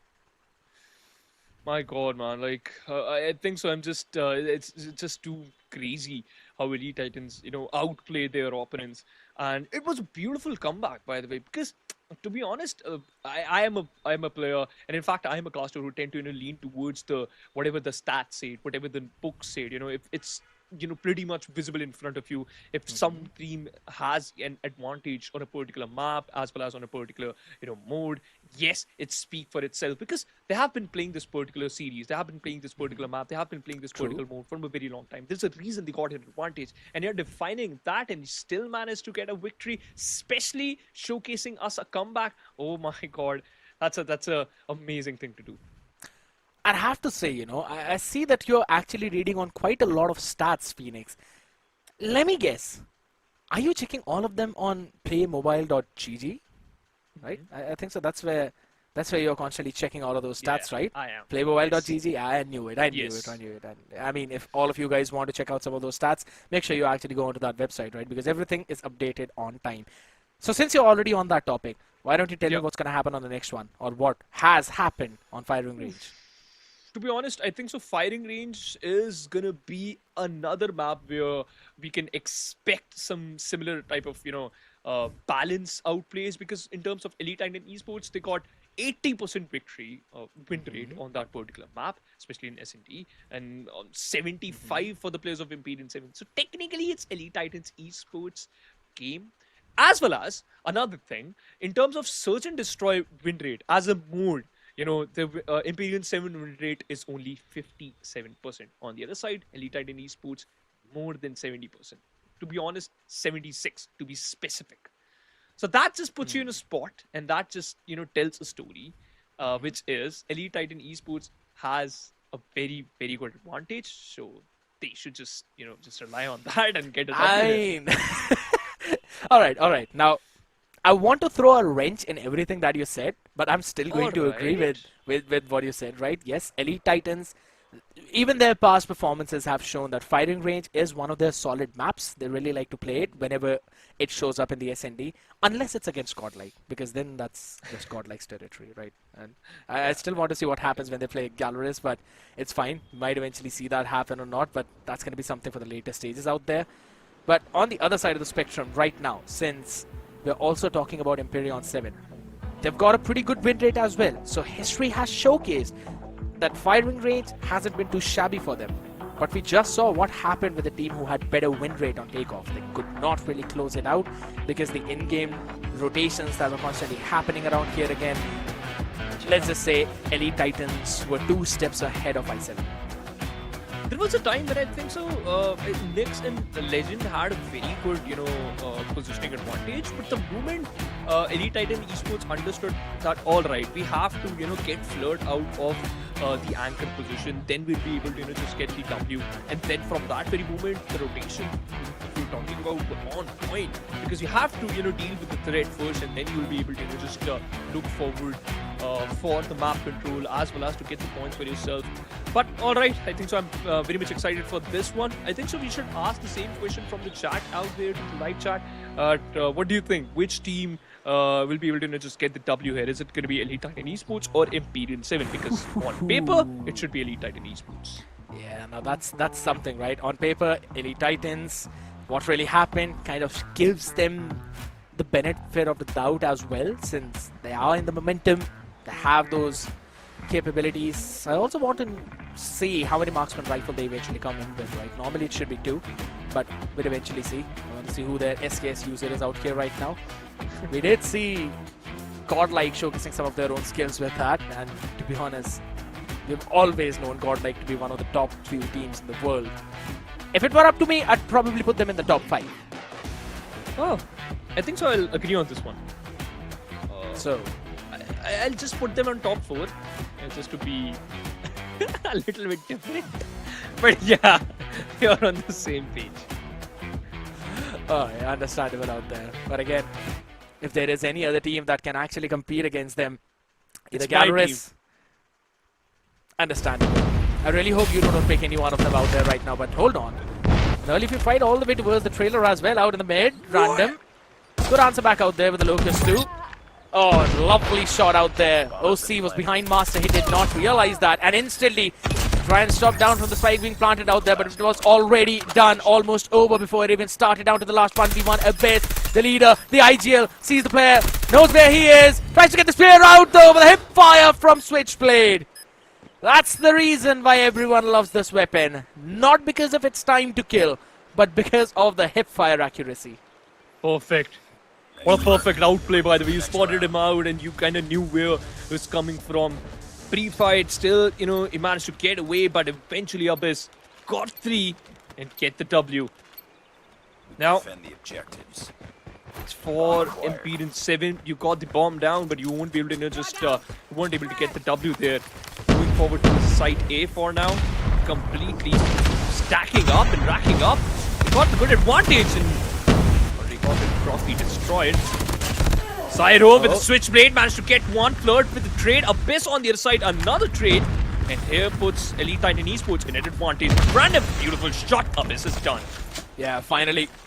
Can't really go in for the same clutch twice in a row out there. 3v3 up on the pace, instantly changed up by Revel with the spam. Holy smokes! Just one spray down was enough. Only Flirt remaining last right now, but this man might actually show why he's considered as the next prodigy. A 2v4 was converted by Elite Titan, the previous one. Probably a 1v3 by Flirt. Just out there. Master might have missed him already. Still have got SKS in the hands now. Locust on the other side. It's time to play it slow. It's time to slow it down. Position noted. Inside the warehouse as they both try to run away, going for their own rotations. Should be a plan down over towards the B. Should be. He's not going for it. Moves into the jungle already. Full rotation around the map. I don't think so Master will expect it. Indeed. That's going to be a big fake out. And now he switches back to Switchblade. It's looking good. Nothing so he does. But Master hadn't moved an inch. Flirt. He thinks that the side is completely empty, but he's completely unaware about Master's position. He doesn't know. Bomb has been planted. Master, now he knows. Still sticking with the SKS, the Switchblade in the hands of Flirt. Spotted out, and this is done! Master! There's a reason his name is Master. Master the skill of defining and denying. Perfect. Experience kicks in at the time when it's needed the most. Defend the objective. Flirt almost clutching that one out for his team though, but Master turns around at the last second. I believe the shoulder was visible, so eventually he saw him. The teammates gave him the call. Guys, he's there. But hold on a second. This time it's a move all the way towards the jungle. Imperial 7 want to move towards the B side. There's no technical retaliation out there except for Master standing up in mid though, but nothing apart from that. I like where Nyx is playing. He will be able to destroy all the trophy system out there. You got the advantage already, Revel. And eventually, Abyss just managed to get a trade. And I think so that's a good thing. Zyro got spotted out. Nyx managed to get 2. Zyro is done. The spam down will not help.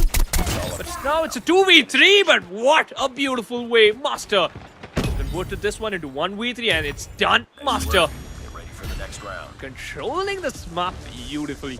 Yeah, that one SKS, man, that's always been super annoying out there for the players to deal with. But yeah, right now, Defend the objectives. The enemy that's has the exactly bomb. what's helping them out to win this one. 3-0 start right now, Elite Titans. Impeccable performance. Let's see for how long it's going to go in for. A bit of a slow approach this time from the very onset. The last round conditioning has eventually led Elite Titans to spread out, but guess what? The confidence is brewing up big time right now as the trophy system taken down. You see the second one, Abyss answers back again as the cover was there from Cravings, and Master doing his own thing too. Up close on the left. Nice work. Lovely Next round. duo play. Elite Titans, my god, the coordination is on point. And by the way, they got an 80% win rate on this particular map. Defend the Visible. objective. Pretty much visible, by the way. They have the bomb.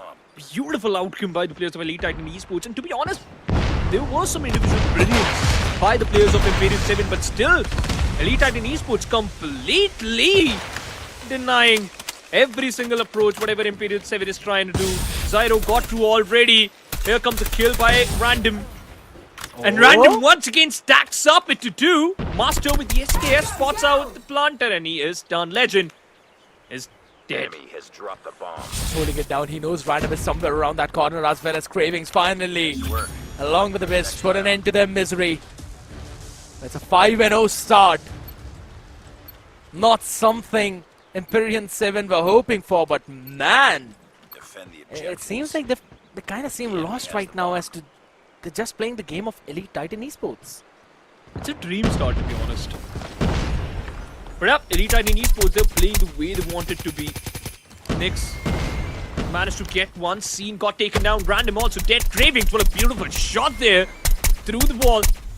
Got one player down, and now it's 2v4. Already, Prevail managed to get one more down. Zyro even trailing his opponent, spotted out Flood, and he is a dead man. It all comes down to Nyx. Or maybe I Right. spoke too soon. 6-0 scared. No way. This is another speed run. Yeah, I think so. Elite Titan Esports have decided to follow the footsteps of Godlike. Defend the objective. We did see the first 9-0. Day 1, opening match. Yeah. I don't know if we'll be lucky enough to see the second one out there. Might have hurt the feelings of I7 players, I7 fans. Maybe you're just living in denial, or probably Elite Titan Esports will show you the mirror in a bit. Zyro's nade will do the job. Master once again with the SKS. Somebody just stop this lad. He is unstoppable. Nyx and Legend replied back. Master is a dead man. Maybe Nyx heard me. 2v1. Cravings Has the bomb. against all the odds. They can eventually go in for the plant on the B as well. Yeah. A lot of avenues to clear for Cravings. Locust, not the best weaponry, but The bomb has been planted. how many times have we seen players clutch up with the snipers? Oh, he just saw the barrel. Or did he? Yeah, alright. Nyx has spotted him out too, I believe. They both know where he is. Slow and steady. Cover the 6 of your teammate. That's probably the call. And the visual up in front. 1v1 on the face. Pistol in the hands. And it's Nyx It's not over yet. to get the first for the team. Right. Here comes the first one. And now you'll try to stack it up. Get some more for yourself. Defend the The objective. fight is not over. They have the bomb. Phase to 9. They already got 6. 3 more for Elite Titan Esports. Flirt once again he was the one who secured the previous round, but this time he got killed instantly. Random eventually found Cravings. But the threat is not over yet. Master is still alive. Out there up on the face as well though. Still it's a 3v2. Or rather 3v4. Big back and forth fight out there through the span, man. Rival barely breathing. As long as he stands. Oh, found the hit marker, but Random eventually moves out to shut him down. Abyss holds his ground Beautiful. down. Yeah, he was able to take down Nix though, and that was the problem, man. He Look at has the been. map. That's what I'm saying. You got already the bomb down. How are you going to move your Defend way the up? objective. It's almost impossible. What? A bit tough, yeah. I know. They're probably going all around over towards the B through the tires and the tunnel to try and catch them from the back. And they might actually be successful in that, if anything. Unless Master has heard the footsteps. Yeah, he knows. He's seen the first one, sees the second. Oh my goodness! Rage baiting him at this moment, but eventually Zyro said, "Let me just do this." With a switchblade, found the final kill. The perfect thing was to drop your bomb.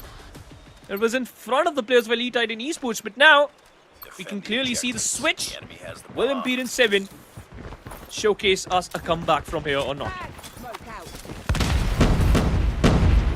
Out there. Again, running it all the way down towards the A though, but hold on a second. This time, Elite Titans eventually catching the first one. Random was there with the answer. Oh, not for long. Revel, 2 of his own though this time. They will get the plan down on the A. That too way too quickly. Bomb has been planted. Indeed. 4v3 again, not really the best case scenario for Imperion 7.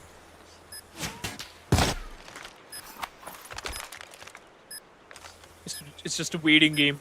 Look at the map. Flood is still trying to get some space. And I think so it's not in the matchup here. Won't be able to, just join the fight. Nix got taken down. Oh, Flood. Not looking good for him.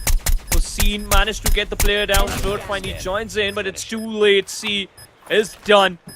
The final player, Flood, finally chimes in, but it's too late, my brothers. 5 more seconds. 8-1 for Elite Titan Esports. 1 away from the victory. And I think so the luck is also favoring them now. A bit tough for Imperion 7 right now, yes, I agree.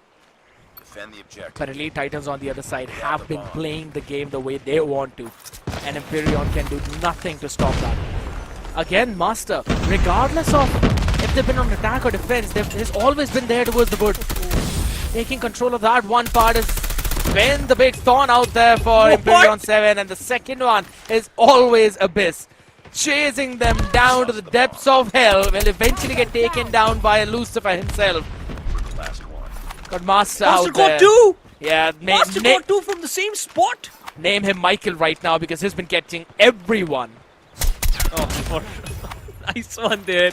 But here comes OC, a retaliation. It's a 1v1 between Cravings as well as OC.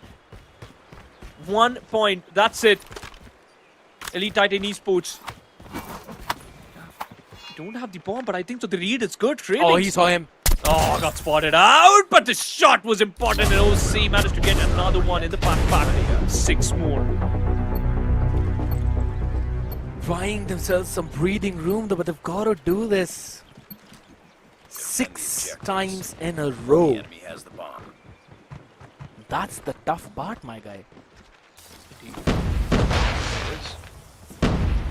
Oh, you saw him, Master, you saw him. Eliminated. Doesn't matter, he gets the second. Oh, falling down next through the wall bang on the head. Yeah, give this man the Yeah, MVP. take your sweet time, bro. Last Alright. man standing. The advantage with Zyro with the switchblade just ending things already. I think so. It's done. Elite Titan Esports will be able to convert this one, or maybe a flirt. You have to showcase us an incredible performance, but Flirt got spotted out by none other than Craving, and he is dead. 2-0 already in favor of Elite Titan Esports. Yeah, not really the best start out there. But Elite Titans definitely going to be super happy about it. Not only did they win on the map of their choice, they also won on the opponent's pick. So, really ahead out there. It's good, and to be honest, I kind of like how it falls ended. To be honest, Imperium 7 they tried their level best, but it's just the experience speaks for itself. That's what I was about to say as well. can have all the talent that you want, but on the other side, if there's good skills and experience, that experience will add another layering that always changes the thing. And let's be honest right now, Legend is not really having the best day of his life. He's been struggling now for 2 games in a row. 3 in 10, yeah, that's tough. Random with a 9-11, the only man who ended up anywhere close to the double digits. But on the other side, everyone on a positive KDA except for Rebel, but Master is just using every single weapon he found on the field. He's just too good. Just too good. Too much impact on this particular map. 15 and 3 is a ridiculous number, by the way. Crazy. The performance by Master is outstanding, by the way. But the thing is, we'll be able to just do the same thing on the next map, on the next mode. That's going to be the next question for these players out there. yeah. Scared. But to be honest, interesting matchup, because once again, Imperium 7, they are also pretty good on the map of on control mode. But Standoff, I think so. It's going to be that's the map where Elite Titan Esports have 0% win rate. Everyone loves the map of Standoff. That's one of the main things, though. Yes, even though Elite Titans have 0%, but I'm pretty sure they've been changing the win rates throughout this entire day. So Indeed. you know what? I think so. I still have my bets placed on them right now. Maybe they'd be able to close this one out to 3-0, unless Imperium 7 do something unthinkable, which a lot of people have been hoping for, right? Because this matchup, it's something that quite a lot of them were waiting for, where they wanted to see as to which one of them will be the better one. And for now, Elite Titans have been looking on the good side. And I think so. A lot of the audience will agree. Whatever you just said, right? You're looking forward for the 3-0, and especially they are completely denying all the percentage, all the numbers out there. Yes, you had some good percentage. You have a good win percentage, a good win rate, but it doesn't even matter. The only thing matters is how you're performing in front of us, especially on that map, especially on that mode. And to be honest, good competition by the players of Imperium 7, but this is also a bit of a luck factor, because Flirt unfortunately got disconnected. I think so. I saw that, and when he joined in, half of the lobby already got cleared by the players of Elite Titan Esports. But all right, beautiful map. Are we going to witness some beautiful outcome? Definitely we will. But is it going to be a nail biter? Again, the answer is yes. We'll have to eventually see out here right now, because the team that actually defends out there are the ones who have a bit of strength out. And guess what? Elite Titans right now, they're the ones who are starting on that side. Up on the other end, or never mind, it's Imperium 7 right now who will be actually defending this. So Elite Titans have to climb an uphill battle right now. A bit of a back and forth, only to land a few extra kills in the hands of I7. So Rebel also got killed by Nyx. And I think so Imperium 7 got a very good advantage here. Abyss got spotted out in a very bad spot. Cravings managed to get one. Master chimes in. Cravings and Master, both of them got killed by Legend and Random. Legend already got the Predator missile as well as the hunter kill drone already in the backpack. The score sheet is hot. And for now, double kill. Big advantage for the players of Imperium. 7 kills advantage here. Predator missile has been utilized. And that's done. Abyss and Zyro. You're a dead man. Yeah, that's an advantage of 2 with every single kill right now. That's the problem of Elite Titans Esports. Single-digit lives left in their own hands as Legend eventually finds a pick of his own. Rebel shut down, out. A lot of utils being exchanged out there as the mid is entirely blocked with the smokes. Back alley controlled by Elite Titans for now, but I think so it's a bit too late for that to happen.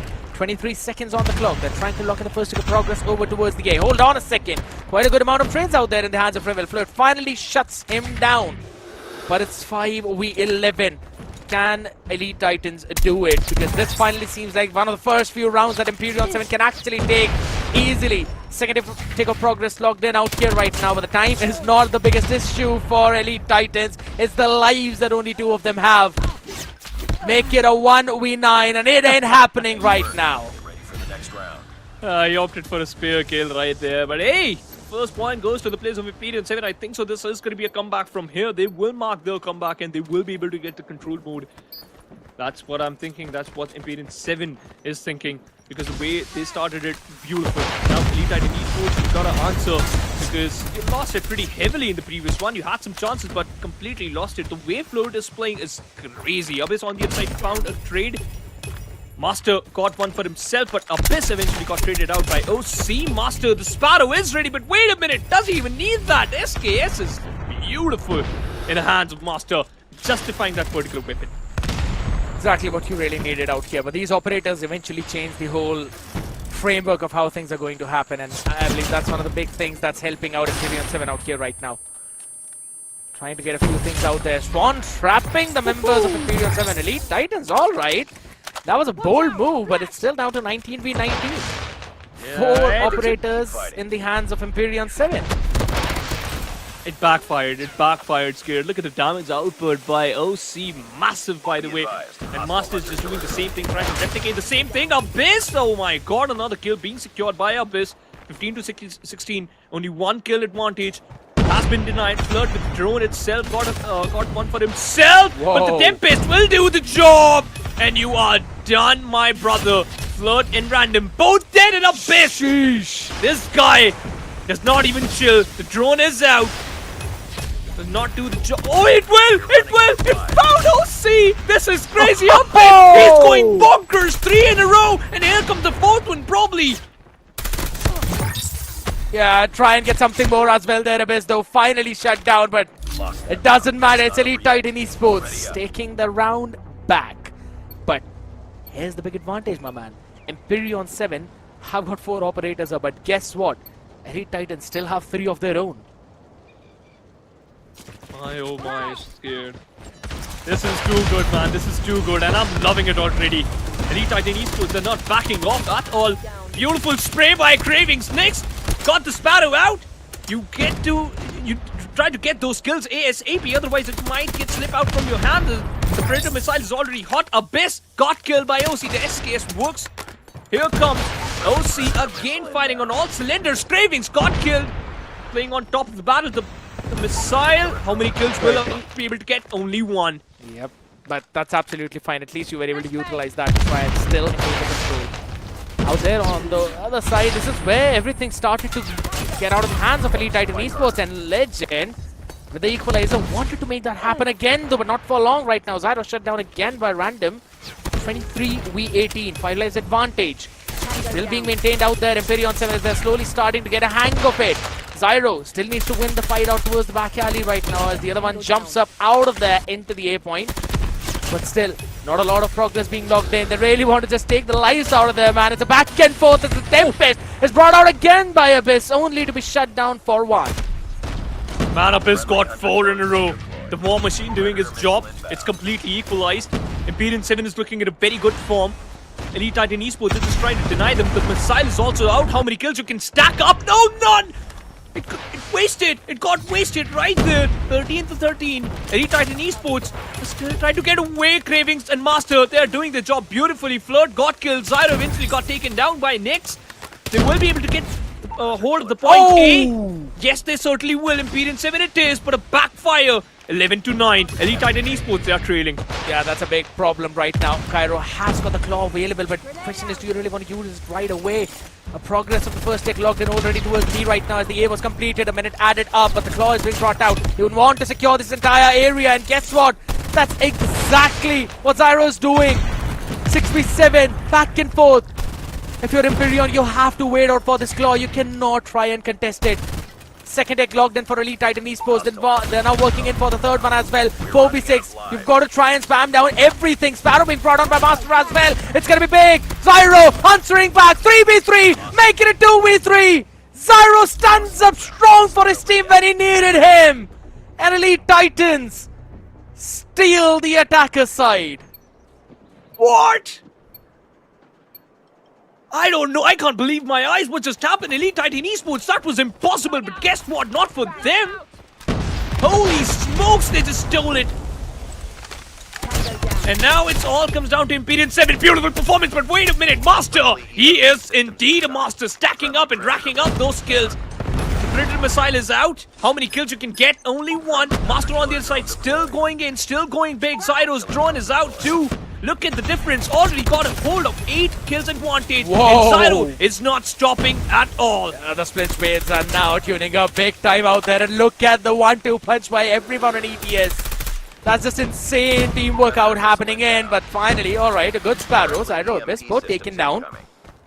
10v24 though, big problem for Elite Titans. Every single death that they have comes with a toll of interest. They cannot really pay. They have to win all of them right now, but it ain't happening. Elite Titans, thanks to Zyro playing insanely in that last clutch moment of the previous round, have found the momentum. They have found the zone they were looking for. Everyone being trapped in by Empyrean 7 though. Not really a spawn trap, but a life trap. A 5v17 up in the hands. Nothing left out as Zyro takes another. OC good with the deck machine. Trying to catch 2, but you've got to catch 14 more like that. Predator missile being brought in right now. Trying to catch something though. Getting another double. 2v12. 10 more seconds left. They don't have a lot of time. Cravings bring it down to a 1v12. And it's just a dream for i7 to try and take a game of Elite Titan, as they follow what Godlike did in the first series and 3-0 the second one. My God, man, I'm in shock. I'm in shock, scared. The way Elite Titan Esports played this one. Shivers, man, goosebumps indeed. To be honest, Imperial 7, they were good. They got the advantage. They were the one who got the first round, but still, from that very moment, everything went south. Elite Titan Esports, they did everything right. Nothing is taken away from the players of Imperial 7. Again, I have to say it out loud, but Elite Titan Esports, I think so they were just class apart in the final round, showcasing their true colors and how good they are in this game. And Master, bow down, man. And Zyro and Master, these two lads, and obviously Abyss. Zyro, that decision for you to bring your claw out was perfect. It was big time. And guess what? They're getting that 2-piece with the Splitch blade.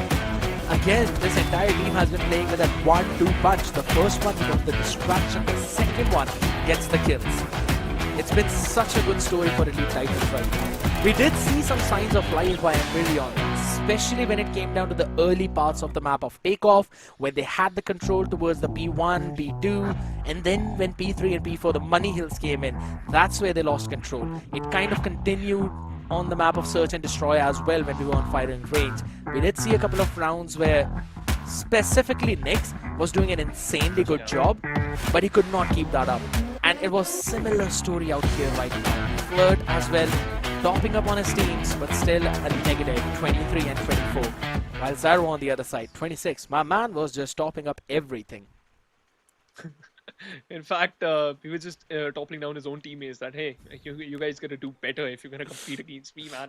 Despite I'm your teammate. Wow. But the fun factor was, there were some players who were a part of a different team, right? They were frenemies in this particular matchup. But scared, to be honest, what a good outplayed. But let's take a look at the bracket, ladies and gentlemen. Imperial 7, unfortunately, they lost this one, but they won against Killside. It was a comfortable victory for them, but Elite Titan Esports, they managed to just replicate the same victory they did against the players of Eclipse Esports, and they will be moving forward. Imperial 7, you still got a chance. You can still bounce back. Yep. But scared, it looks a bit deadly from here, because despite the numbers, they were favoring you. I think so. That was a big, blatant lie. The numbers, sometimes they lie. Yeah, unlike a specific song, but I agree. I'm glad you got I'm glad you got the reference. But out here right now, yes, solid performance being showcased by Elite Titan Esports, and we were having this discussion yesterday as well, right? In those specific groups, the one where Galverists are playing, the one where Godlike are playing, where Elite Titans are. These are the teams who are hot favorites to pick up the first spot or the first seeding from their specific group. Right now, obviously, i7 will be working up for the second one, trying to get through that lower bracket. But man, I'm still excited to see what's going to happen in that Group A, ladies and gentlemen. I know you're waiting for that action.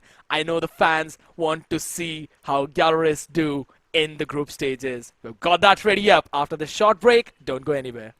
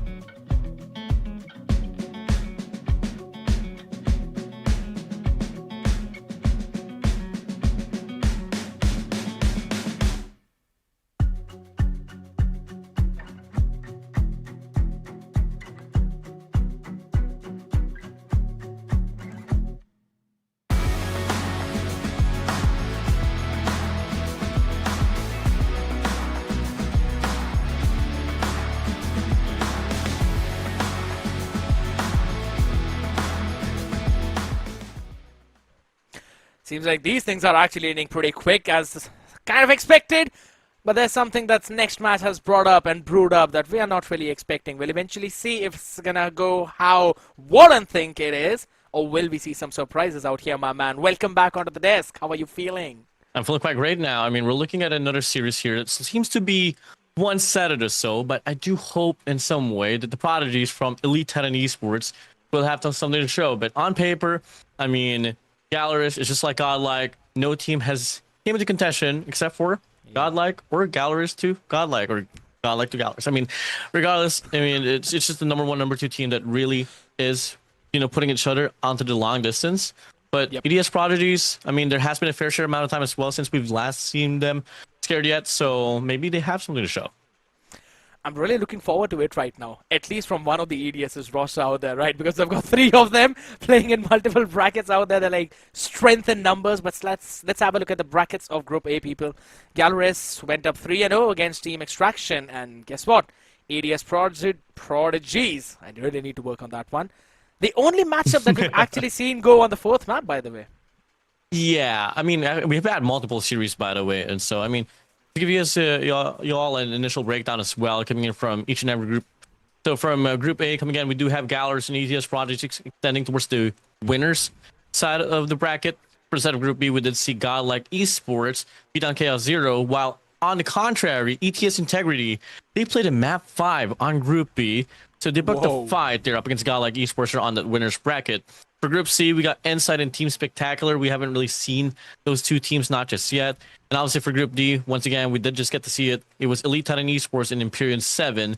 And, well, Elite 10 and Esports, well, they're one of the first teams that actually made it towards the double elimination bracket, or AKA the next stage of the competition.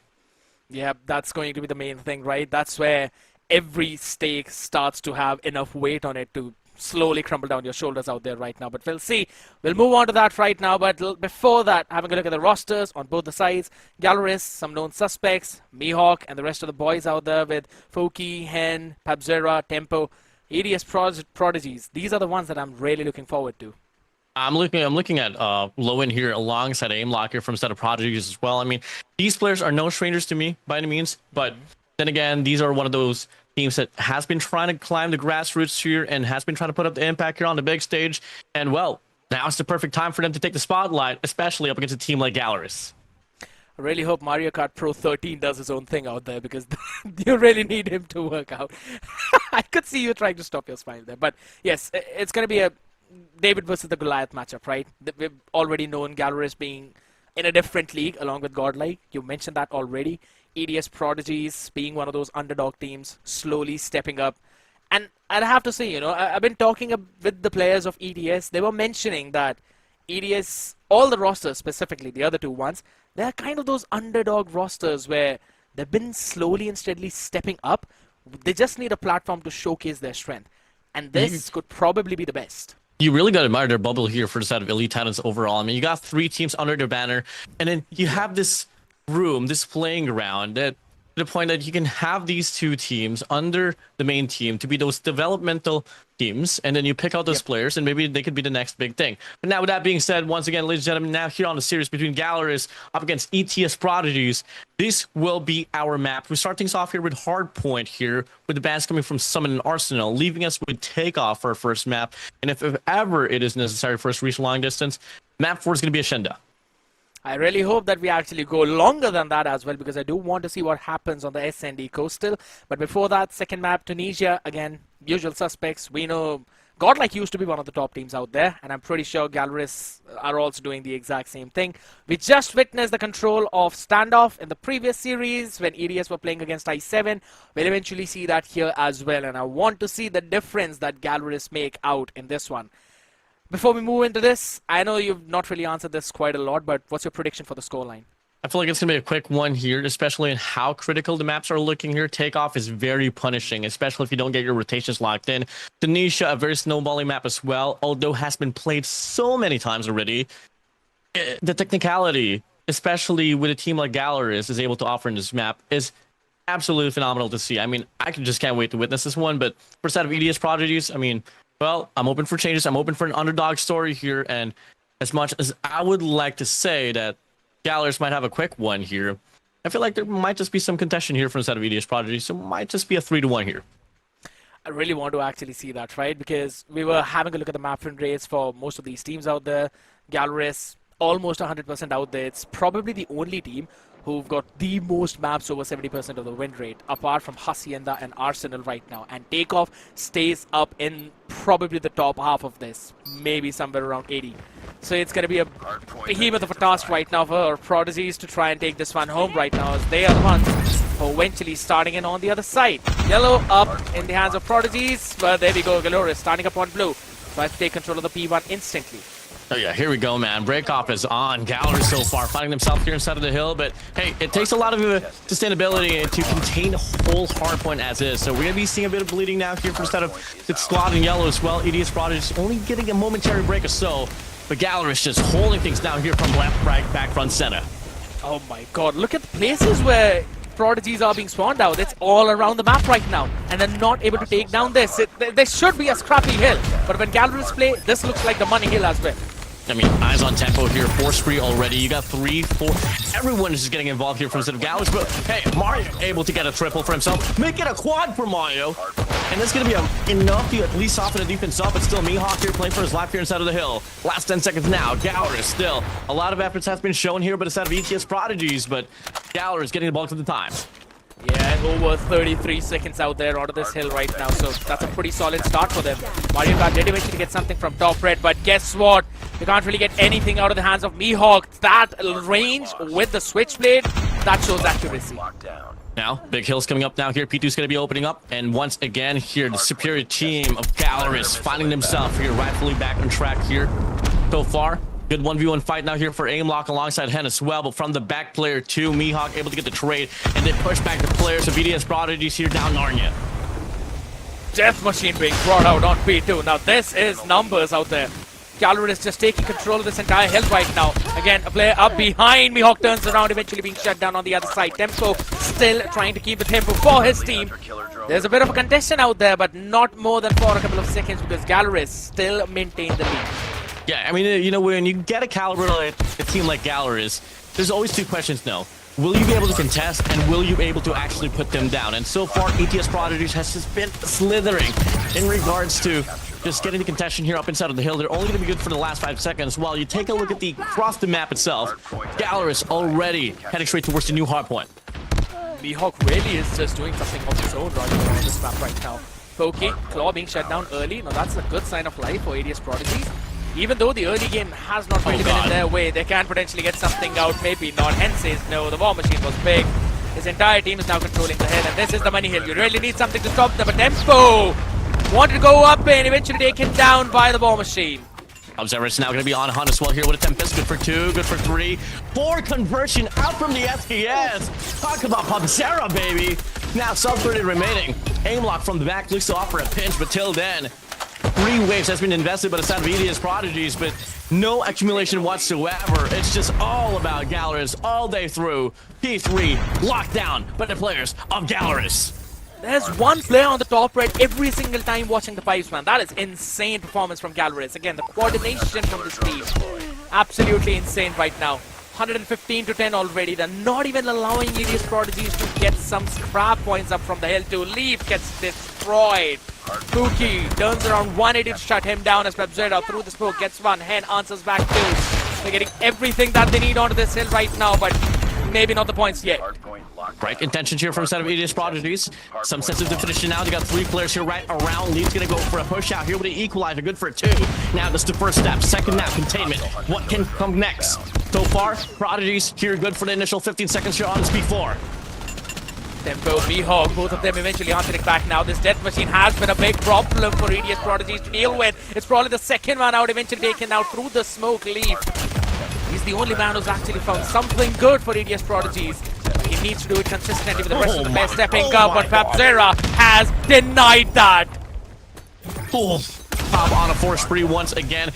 As soon as one player starts to tremble here for the set of Galleries, one decides to step up. Could it be Pop? Could it be Mihawk? Regardless, everyone is once again well involved here for the set of Galleries. As we hit the deck, back to reset, back to P1, baby. It's subpar, nearly 125-point lead. And look at the way how they're also rotating their operators. They've got one ready at a moment's notice. This time it's Fab who's ready with the Tempest right now though. Good answer back coming in from EDS Prodigies for a few seconds there. The Zainlock gets something of his own. On the other side, Fab, you can't really count this dude out of the kill feed whenever he's up there. Tempest out once again for the setup of Zera. A bit of a ballsy move here. Whip of the Tempest. So far, Hardpoint comes to stale, but Foki finds himself inside from the top side. Tempo cleaning things up to players out and going with his equalizer. Plaw's going to be out as well. It's a triple investment from the set of Gallerist. It takes one to know one. And Gallerist, one of the teams that is more than capable of going for the investments, but unfortunately, they're not really racking up the time. Eventually, Leaf finally shutting down right now, and this could have been a bit of a gamble that did not really pay off well for Gallerist. 20 more seconds remaining for this hill, so last few seconds of scrap is where ADS Prodigies want to try and contest. Guess what? If the operators did not work out, they still have the weapons in their hands, which have delivered big. Yeah, I mean, raw mechanical gunfights. Gallerist showing superiority. EDS Prodigies here looking to try to have a settlement here towards the new hardpoint, but they're going to send out player 3, Mario, alongside Aimlock, but they do lose their gunfights. Bit of a long route here for the set of Mario here to try to flip off the spawns, but they got to deal with 2 players here inside of the hill for the set of Gallerist. Mihawk and things off. Good for 1, good for 2. As we start things off here on his P2. 1 player for the set of Prodigy here, able to slither around, but from the back, the flank will be offered. And another break will be offered here by the set of Gallerist. Yeah, holding it down right now as Koki brings out the Freddy missile as well. Trying to stop down players up from moving inside the stadium, but a couple of them already there. Eventually dealt with instantly. Foki answers back too. Big time right now. Hen moving in, taking control of the out. Yeah, you don't really have any opportunity to try and move up rather than from the front. And Brute Force has been a good way, but not for long as Mihawk getting a 2-piece off his own. Fab hopping in, War Machine out. Mihawk with a Death Machine. I think so. It's going to be time to call it G's. 3 operators out on the P1, 3 operators as well out on this P2. Someone is slaying out here from the set of Gallers, and guess what? Everyone. 10, 32, 31 for the set of Pop, 38 for the set of Mihawk. About to go for a 40k game. And now, P2's gonna go for a closeout. Gallers now will be able to claim the scrap time and the initial time as well. This time around though, EDS Prodigies, they got the opportunity, they got the early rotation, they're gonna lock things down here from the backside. Yeah, the number 4 in blue needed to be taken care of, and they've done that instantly right now. Also getting the Freddy up in, did not really pay off that well. Fab now moving in, over towards the mid as well. Guess what? Jackson tries to open things up in front of the red as well. Equalizer in the hands of Lee. Primer running out. He needs to find some value, but it's Tempo and Mihawk to answer on the other side. 2 players here looking to wrap around. It's denied from the set of Gallerist so far. Good containment, sustainment from the side of EDS Prodigies, and looking like they are going to be good for the first initial 30 seconds now here on this P3. Double man push, 1-man flank from the set of Gallers. Will it be suffice enough for them to be able to get the break? It will be as well for them to flip off the spawns, and they push the players of Prodigies back from the side of Elite Titans. Gallers once again finding themselves here on the front foot. Yeah, I don't think so. You've still got to contest a couple of more seconds to try and have some time on the next hill right now, because Gallerists are catching every single second of the scrap time. They probably need 5 more to the next hill right now, as they're already moving in for the rotations too. Again, the number 1 in blue. You've got to try and stop him down right now, as Hen still stays in for the life while also stopping the players from moving in. And there we go. That's the claw trap which we've always been looking for. Mihawk moving in all the way from out. Tempo, Foki getting something on the hill. 5 more seconds is all they need, and Gallerists not even allowing Prodigies to move towards 60 is a big statement. Total lockdown here from the side of Gallerist, aka the number 1 team in India right now. And EDS Prodigies, I mean, they tried to put up a fight, but unfortunately for them, they got denied big time. Each and every single hill was won over by the side of Gallerist. I mean, we did see some snippets of contention from the side of EDS Prodigies, but, well, unfortunately, the raw mechanical gunfights, the operators showed so much superiority here, led by the players of Gallerist. But the combined points for both of these teams on this hardpoint was, what, 309? And when the points are so very less, you'd normally expect somewhere around, what, 25, 35, max to max 40 kills from the players.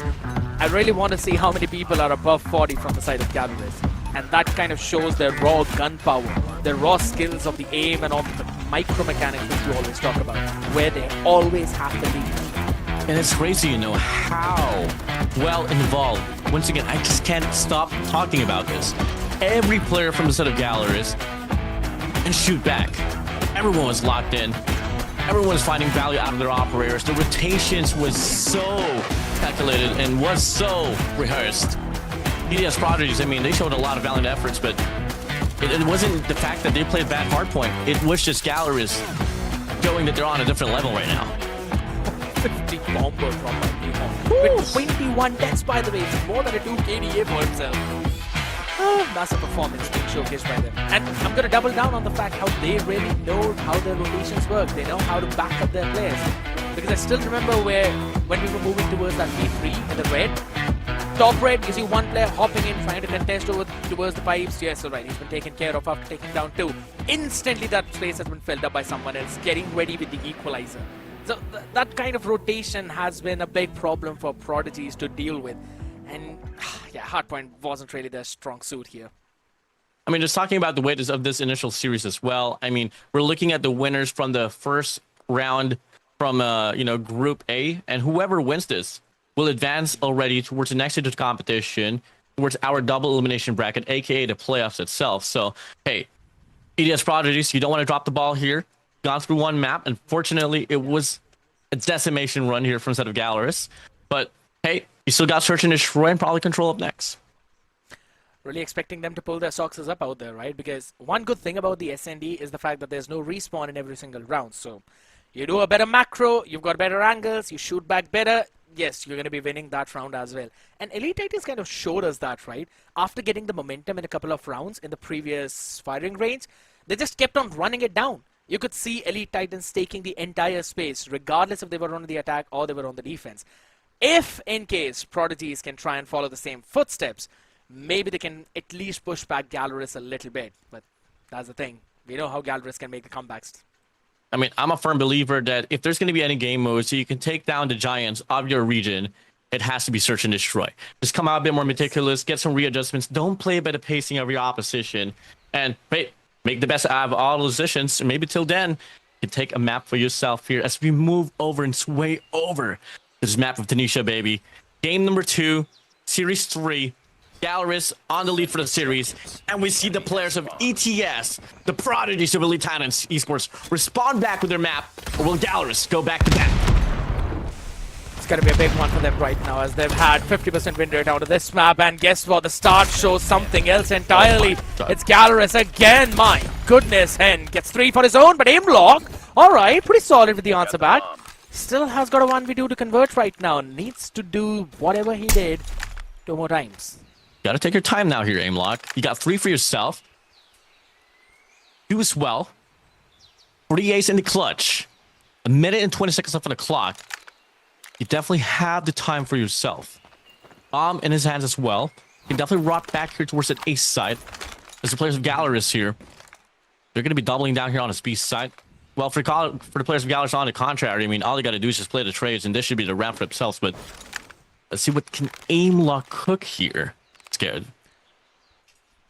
I'm kind of hoping to see, right? Because the longer this goes, the more questions will brew up in the minds of Gallerist. And I really like how Aimlock is going all the way towards the back as well. And hold on a second, he wants to move in back into the balcony. Going in from the spawn, maybe? He's been watched out. Oh yeah, he's been noted. Got to run back over towards the A right now. Well, he doubles back. And he meets Bob as well, closes up, and just like that, PUBZera shuts him down. First round for the side of Gallerist. I really thought that he had a chance there. I genuinely wanted to see that one brew up down to the last 1v1, but it's still Gallerist answering back with their absurd firepower. And you'd really need one more person apart from Hen to step back up for their team. 5-man hit here for the set of EDS Prodigies. No player to be found here for the side of Gallerist, but they quickly react to it as well as they hear the nades flying by on side of the side. PUBZera doesn't want to get overwhelmed, tries to back away. Pokey tempo gets taken down. PUBZera finds Ryoku. Low end finds Mihawk. Toss after shots, kills after kills, and just like that in a blink of an eye, Gallerist Hen all alone out here in the 1v4 with a bomb planted as well. It's gonna be a big one out there. Hen has to do something unthinkable. Tries to get first one. That's the first step. Isolating the second one as well, though, but all 3 will eventually pick up at the same time. Oh my god! The flick was insane. Can he do it? No way. 1v2, text up, aim lock, bait and switch. Perfect. Now around for the side of EDS Prodigies. Quick respondment. Like to see it. All 5 heading towards the same side right now. We'll have to see if they want to continue that or Defend the objectives. they'll just switch up with a bit of a slow approach right now. Seems like the same thing. But this time, moving up in mid right now. A few frags being sent out, a good amount of damage being dealt though. Second one stopped with a trophy. Galleris ready for the retaliation, but not that much. Oh, unanticipated, but Foki was watched out. Target down. Bit of a blitz there, but a quick trade as well here. Will begin for the set of Mihawk. Finds Leaf out. Drops the numbers to a 4v4. And he's going to get quicker for Mihawk. Look at get the perfect medium rear. No connection. Finds one player to back away as well. Just lean towards the B side. But one player gone rogue. That's going to be aim locked on his mid map. He find a play. Tempo's going to check up. Finds out. Big shots for aim lock. Resets. No trades whatsoever. No much advantage here for the set of EDS Prodigies. And they get the side for themselves. Not only Sub-Zero can make a difference as he spots 1, spots 2. Will get overwhelmed. Numbers advantage. Prominent. Given for the side of EDS Prodigies. This might just be a back-to-back win. This is a big one right now. Still, can't really count out the members of Galleris out there. And did show how it was good to convert that 1v4. Or at least almost. But this time, Ryoko sitting all the way up close right now. They don't want to give the back side of the control. But Hen and Mihawk double up, taking both of them down. Now this is becoming a problem for Prodigies. 24 more seconds on the clock. 20 to go. Lowen from the top. Mario from the bottom side. Lowen finds Hen. Mihawk's going to be all alone. Isolates 1. Can't get the chase. 10 seconds left on the clock. Time is in the essence. No time left. This should be a round win for the side of Prodigies. Lost that round, but it's not over Lovely yet. play again. Ready up. A couple of players pushing all the way towards the back. Eventually found enough time to be brought for their side that the pressure built up on the members of Galleris. 2 rounds, 2 different ideas. One straight up hit towards the B, second from mid to B by leaving one lurker behind. I'm liking what Prodigies are doing, and this time they want to rush down over towards the A from Y. Love it a lot. Love the varieties. You can definitely tell that in some way. They have some bag here and there on a search and destroy, and they find the first 3 casualties. 2 goes through their name.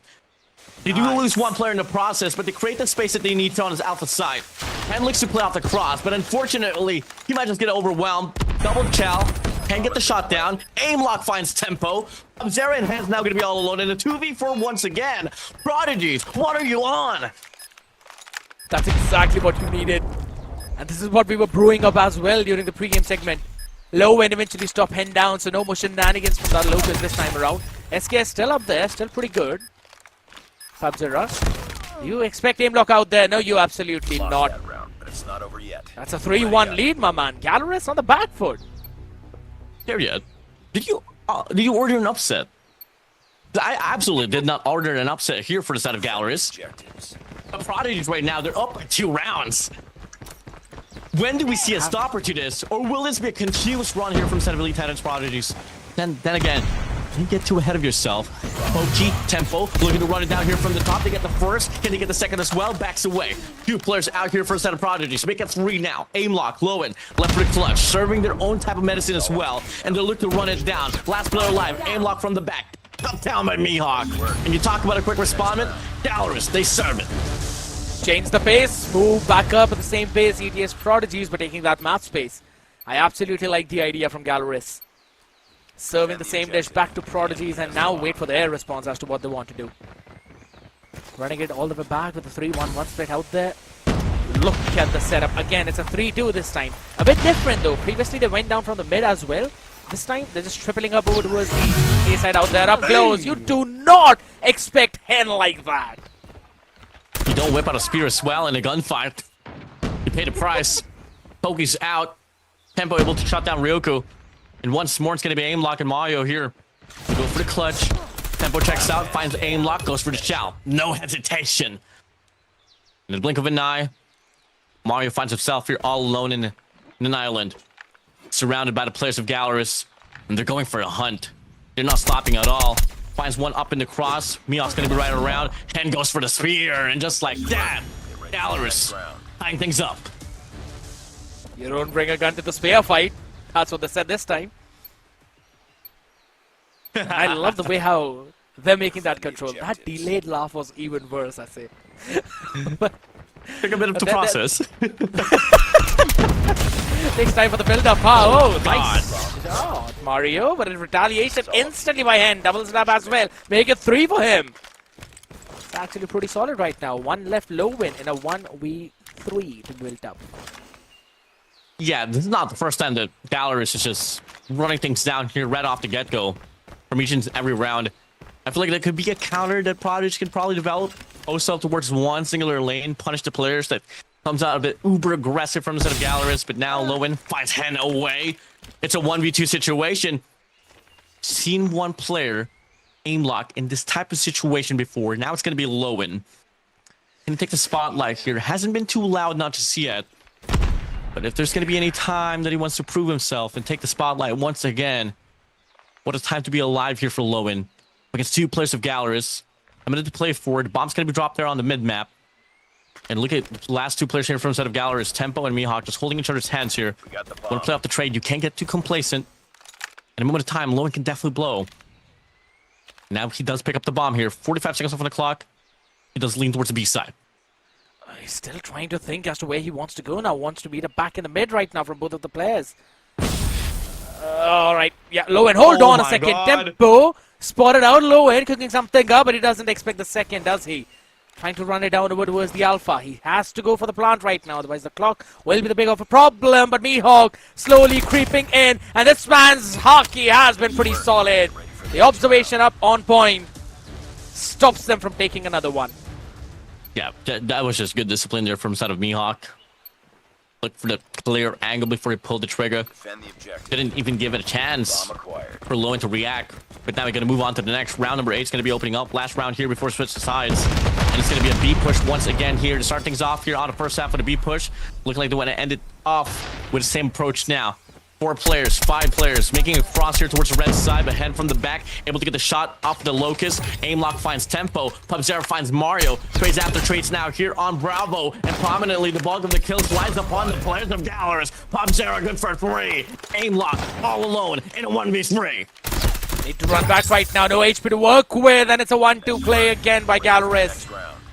Shutting down the progress that Prodigies were building up slowly and steadily with a fast-paced play of their own. And now, as the side swap, it's Gallerus to step up at the tempo. We got the bomb. Now, Gallerus on the offense.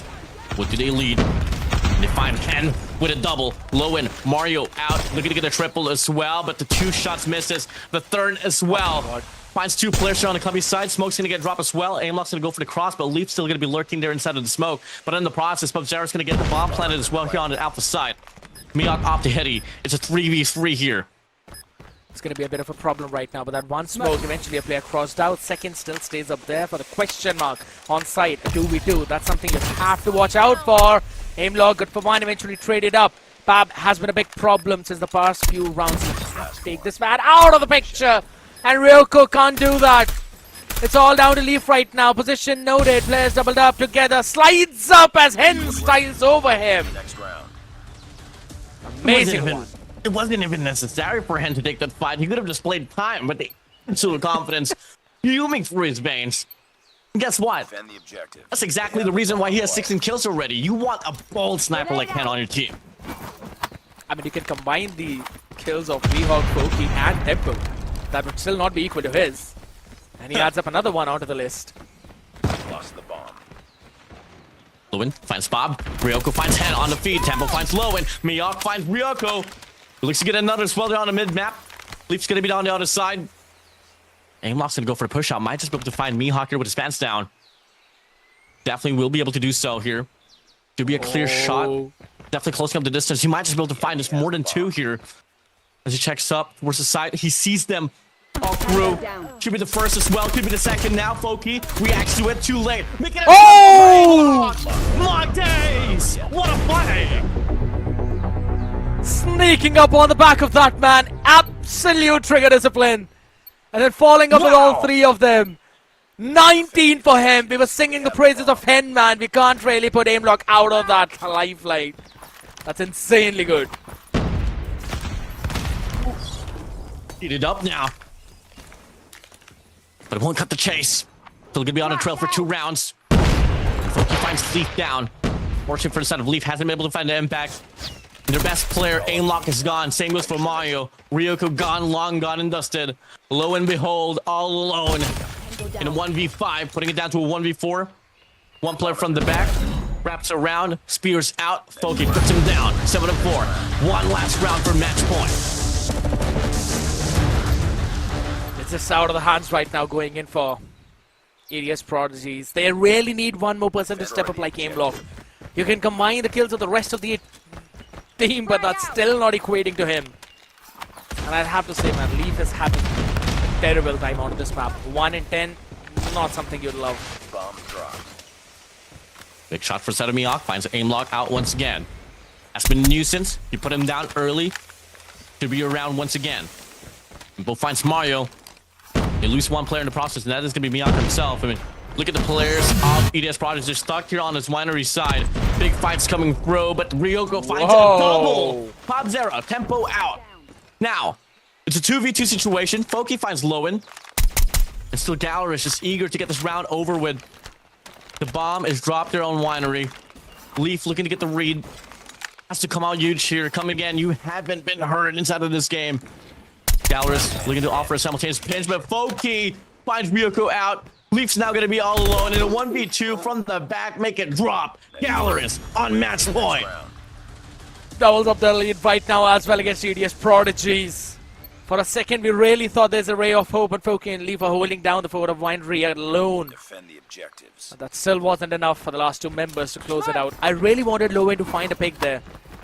He had the benefit of surprise, but did not really work out that well. All five from Gallerus sticking together right now and mowing down everyone in mid. How many times has it happened already? Make it another one as they wrap it up quickly. Ryuku falls for Mihawk to catch a double, and it's a 9-4 with a 2-0 in the entire BO5. Bit of a shake there on the first half for the side of Gallerus, but they were able to make up for it here on the offense, and obviously the last two rounds as well there on the first half. I mean, yeah, slight bit of jitters, but the readjustments came through, and in some ways as well, I mean, Gallerus wasn't really thinking twice in regards to how they approached the rounds. They were just running it down, played by their gunfights, and at the end, served them well. Bit of a tunnel vision coming in from that side, right? Initially, we saw a couple of adjustments out with which they got the advantage to that connection. But then once Gallerus adjusted, adapted, we did not really see another answer from ADS Prodigies. And eventually, it came down to those gunfights out in mid, which were heavily in favor of Gallerus.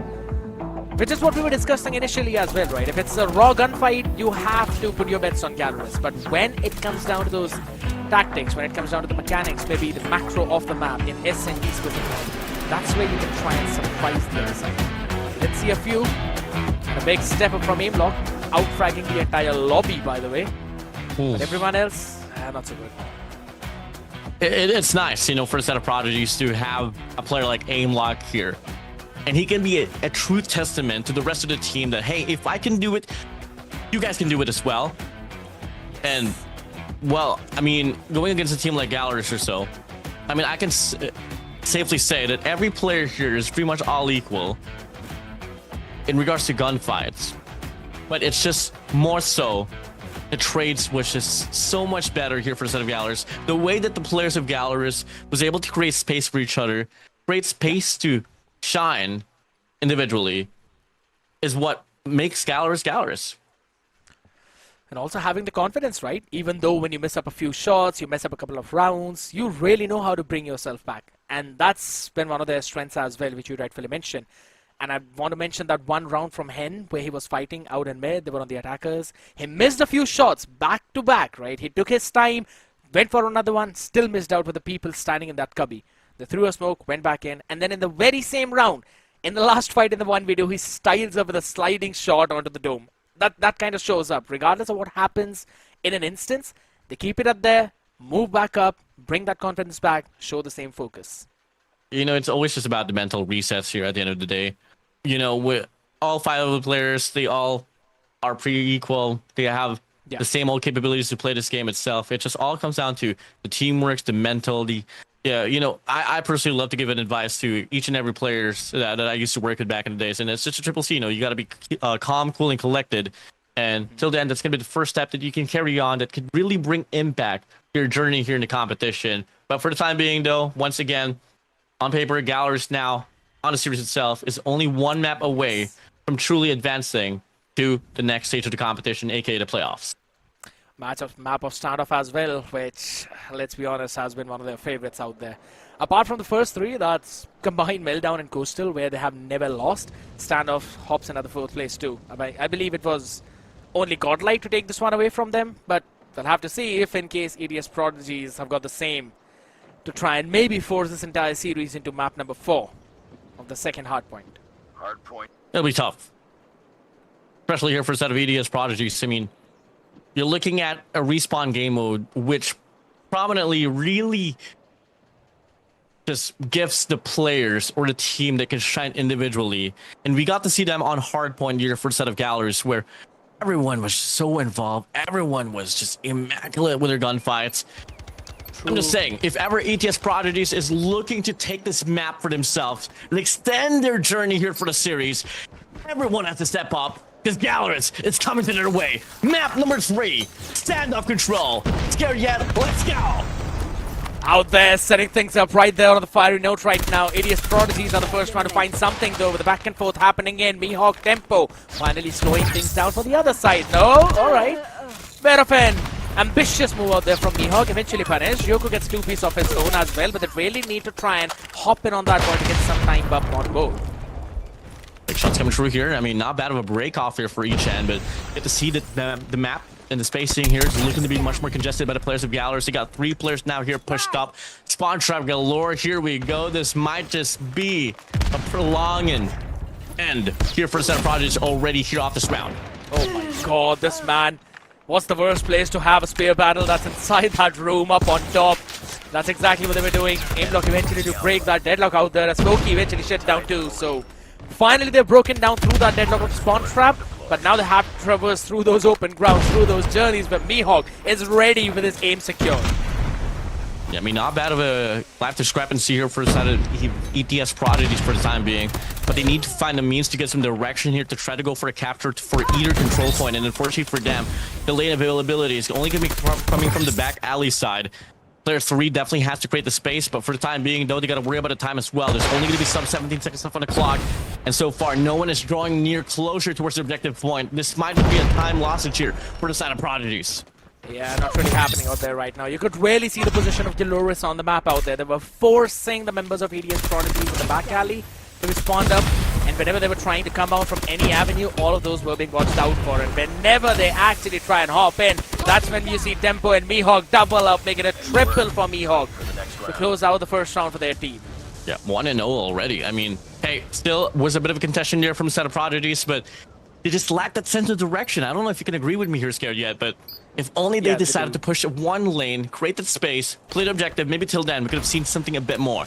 Now, switch of sides, Scholars now here on the offense, focusing to go for an initial investment here off the Tempest. Finds the first, Leaf should be able to get a trade without a problem, and that's now going to be the players of Gallerist now here, invading the B control point. Attack has been difficult out here on this one though, but we'll finally see from the side of Glorious as to how we need to do that. Oh my god, nice one, main block. He's definitely full of confidence out here right now, and it's slowly and steadily showcasing up on the face as well. I believe he was flashed out as well eventually when he was pushed up, so things looking a bit tough. Operators up on board, just waiting to be used up. Like to see it now here from the set of Prodigies once again, definitely holding their weight, able to push back the players of Gallerist, and you get to see there's not really a lot of impact now, but they got to worry about the spawn trap here for a set of Tempo. Good for the first kill here off the Equalizer, looking to get the second as well, finds Leaf and Lowen as well. Good for a 3, good value out of his operator. This man actually got 6 in total if you think about it, and now we've got the Annihilator as well. Sub-Zero tries to turn around though, eventually Mario takes him down. Tempo has been doing everything for his team. We've been talking about Bab, we've been talking about Mihawk, but Tempo has been that consistent one throughout all 3 maps right now that we've seen. Who's found so much value with him. Yeah, I mean, if you talk about a prodigy here instead of Gallerist, I mean, this guy was just the latest addition, and this guy was truly the MVP as well during the last summer split. So, hey, find the impact, Tempo, and it's done. And lives remaining now here, though, from the set of prodigies. 3 lives. Leave, Mayo, Ryoko, looking for some sense of life as the rest of the crew from the set of Gallerist. They quickly stack up the alpha point to get some time extension. Or could it just be them looking to play the objective? Regardless, it is well over. Gallerist finding himself against one last player from the set of Prodigy, and that's going to be Leaf, taken down 2-0 already. Match point from the set of Gallerist. One last round to send them towards the next stage of the competition. 30 more lives in the hands of Prodigies to try and extend this map. Would they be able to do it right now? That's the main question as Gallerist moving around with confidence, open things up by Fab, clearing things out, and mid right now, playing around the tank, moves all the way back up towards the other side, near the tractor. Every single space being covered up, and look at this cluster maneuver from their side, moving in from both directions, trapping them in spawn instantly. And you could see Prodigies, they kind of knew what was happening to them, but they could not do anything. No lives lost. 27 of 15. Tempest out for Foki. 2 score streaks available for a set of pubs there. The Freddy flies through. It hails down from the skies. Gallerist now here on an overdrive. They send 2 players on the right hand corner, 2 players on the left side, 1 player pushing out on the deli side. No more respawns anymore. Guess what's scared yet? Ladies and gentlemen, it's well over. Gallerist, it's Idiots Prodigies down on the lower bracket as they ascend towards the next stage of the competition, to the playoffs. Gallerist, they go. Losing 5 all across the 3rd round, man. That is just a highlight reel for them. And I'm pretty sure it's well within the timer of the Instagram reels too, but my goodness. Gallerist just outclassing Idiots Prodigies in the last one. Yes, there were certain fights that were shown on the map of SND, but apart from that, when it came down to control, I agree with you. You mentioned that Idiots Prodigies were kind of lost as to what they need to do whenever they get spawn trapped. And I think so, I agree. They did not really have an idea how to break through that trap. Moving in through one direction together, nothing really worked out for them in this one, just because of the sheer confidence that Gallerist had. You just like to see here from a set of Gallerist overall. I mean, they knew how to play this Hardpoint systematically, to occupy every lanes, win those individual gunfights, and just really overwhelm their opposition. It is Prodigies, unfortunate for them. I mean, they showed some intentions here and there, but they did lack that sense of direction, especially when it comes to the offensive side. Hence, Gallerist owning things up here, getting a quick 3-0 here for Standoff. I believe this was probably the fastest series that we have seen yet, right? Hardpoint, what, over 309 points in total, that's all. Yes, S&D was a bit longer, but then Control just ended up before it even started, especially that round 3. So obviously Gallerist looking really dominating in those specific modes where you've got the respawns, right? The hard points, the control, it's their playground. But when it comes to S&D, now that's something that teams can eventually try and utilize against them. They were looking a little bit shabby, not too much, a little bit. I mean, ladies and gentlemen, as well, now to give you guys a quick update as well in regards to Group C. Insight has now advanced to the next of the competition. They took down Team Spectacular on the winner's bracket on the respective group. And Team Spectacular, well, they are going to be going against 0-2. And, well, on the contrary as well for Group D, Imperium 7, they will be going up against Killzai to try to seal the deal on who will make it as the second team as well, therefore Group D towards the playoffs. It's the rematch coming in for Killzai. They eventually lost 3-0 to Imperium 7, so an opportunity for them to go in for a revenge matchup out here. On the other side, back up in Group A, ADS Prodigies now will be facing up against Team Exo, who were waiting for them for quite a while. And again, we've got EDS Integrity out there waiting in Group B to see who is winning in from Chaos Zero as well as Gen, to eventually see who moves back up. All the updates out there for the groups out here, ladies and gentlemen. And if you really want to see more about these teams, might as well want to hop down on playmobile.gg to get all the information, because that's where I've been getting my stats from. And absolutely, man. as well. Yeah, I mean, on the same page here for sure. Now, well, with the ETS Prodigies taking the loss to up against Gallerist, well, since they were on the winner's bracket, they will be sent down there to go up against Team EXO. So they still have another chance to prove themselves. Hoping for that to happen right now, my man. Hoping for that to happen, because we've still got another Group C decider happening in, ladies and gentlemen, pretty soon. And I know a lot of you guys have been waiting for that. You really want to see what happens out there in Group C. I know we've been waiting for that as well. Team Spectacular will be facing up against 0-2. You've been following up the scene, Warden. Who do you think has got the better chance in that one? I got my eyes on Team Spectacular here, as they've had their own fair share of the spotlight as well. For 0-2, I mean, I haven't really seen them too much, but hey, you know, I'm hoping for some Dark Horse story here, Scared Yet. I mean, we've got Zeus, right? We've got Criminal, if I'm not wrong. Roy, I'm really looking forward for how things are going to play out there in that Group C. And on the other side of the spectrum, Team Spectacular. I'll say I have had my eyes on a couple of players, specifically Smeety out there. So I want to see how this man performs under this new banner.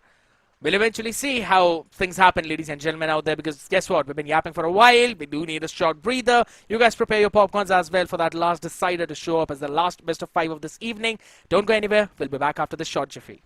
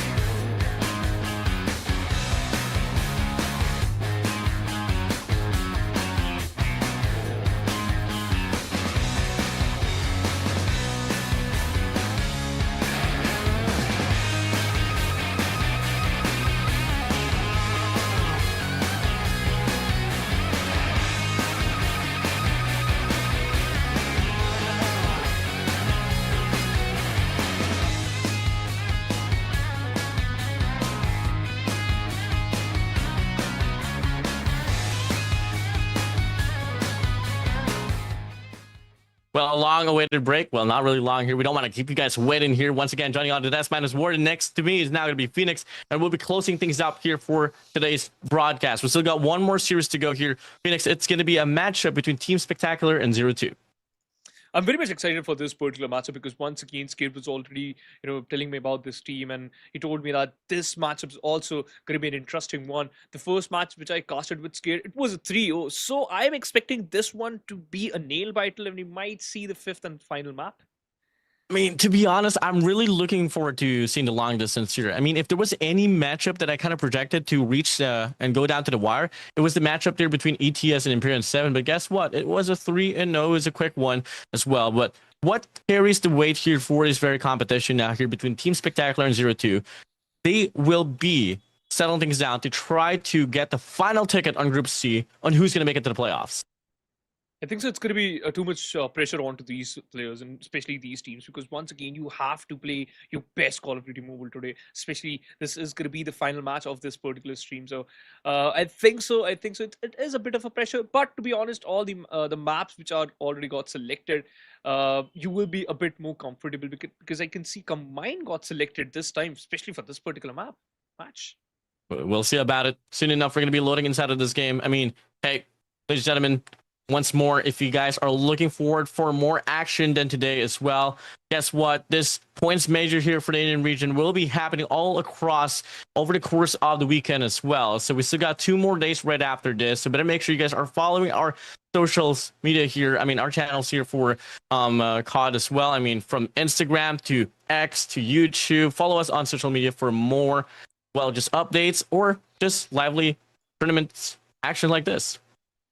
You know what, this is the perfect time. If you miss any action, if you miss any type of play, or if you miss even thought that, oh, which team won, you can just easily get updated while following us on socials. But getting back to the topic, I think so we are expecting some shiny plays from these particular teams, because once again, this is the last time, this is the best time to just showcase your skills. I think so God's choice from Team Spectacular is a player who I'm eyeing out for, because he has that particular skills who can define him as a very unique player, as well as his teammate Shrey. 0-2, I think so the whole lobby is completely stacked up. You have Fluke, Ray, Prabhu, Crux. So interesting matchup. But to be honest, what do you think, Gordon? Seeing all these teams performing way better, we already know how Godlike perform, but what are the expectations from these 2 teams? I mean, for me, Phoenix, I mean, may the gods call in the judgment, It's really all just going to come down to who has the better prowess, who wants this one badly.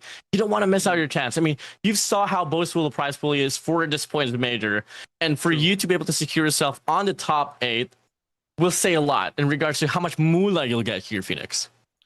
I think so. It's just all about it's all boiled down to this one particular thing. Just stop, just think about your game plan. Don't commit as mistakes as you think you might do. Just follow your natural instinct, and the game will eventually, lead you towards victory. But all right, too much yapping. Let's take a look at the roster. We have Fluke, Ray, Prabhu, Crux, and Ryan from 0-2 on the other side. Team Spectacular. We have ZFXG, Jay Gosan, God's Choice, Shrey, and Ita. Ooh, I mean, really new players in my area here. I mean, Team Spectacular, I did see them just a little bit during the last summer split. I did have a coverage for the Indian region, and well, they did go up against Godlike, so I didn't really get to see them at most at their own potential, at their own level itself, because well, Godlike was just Godlike there.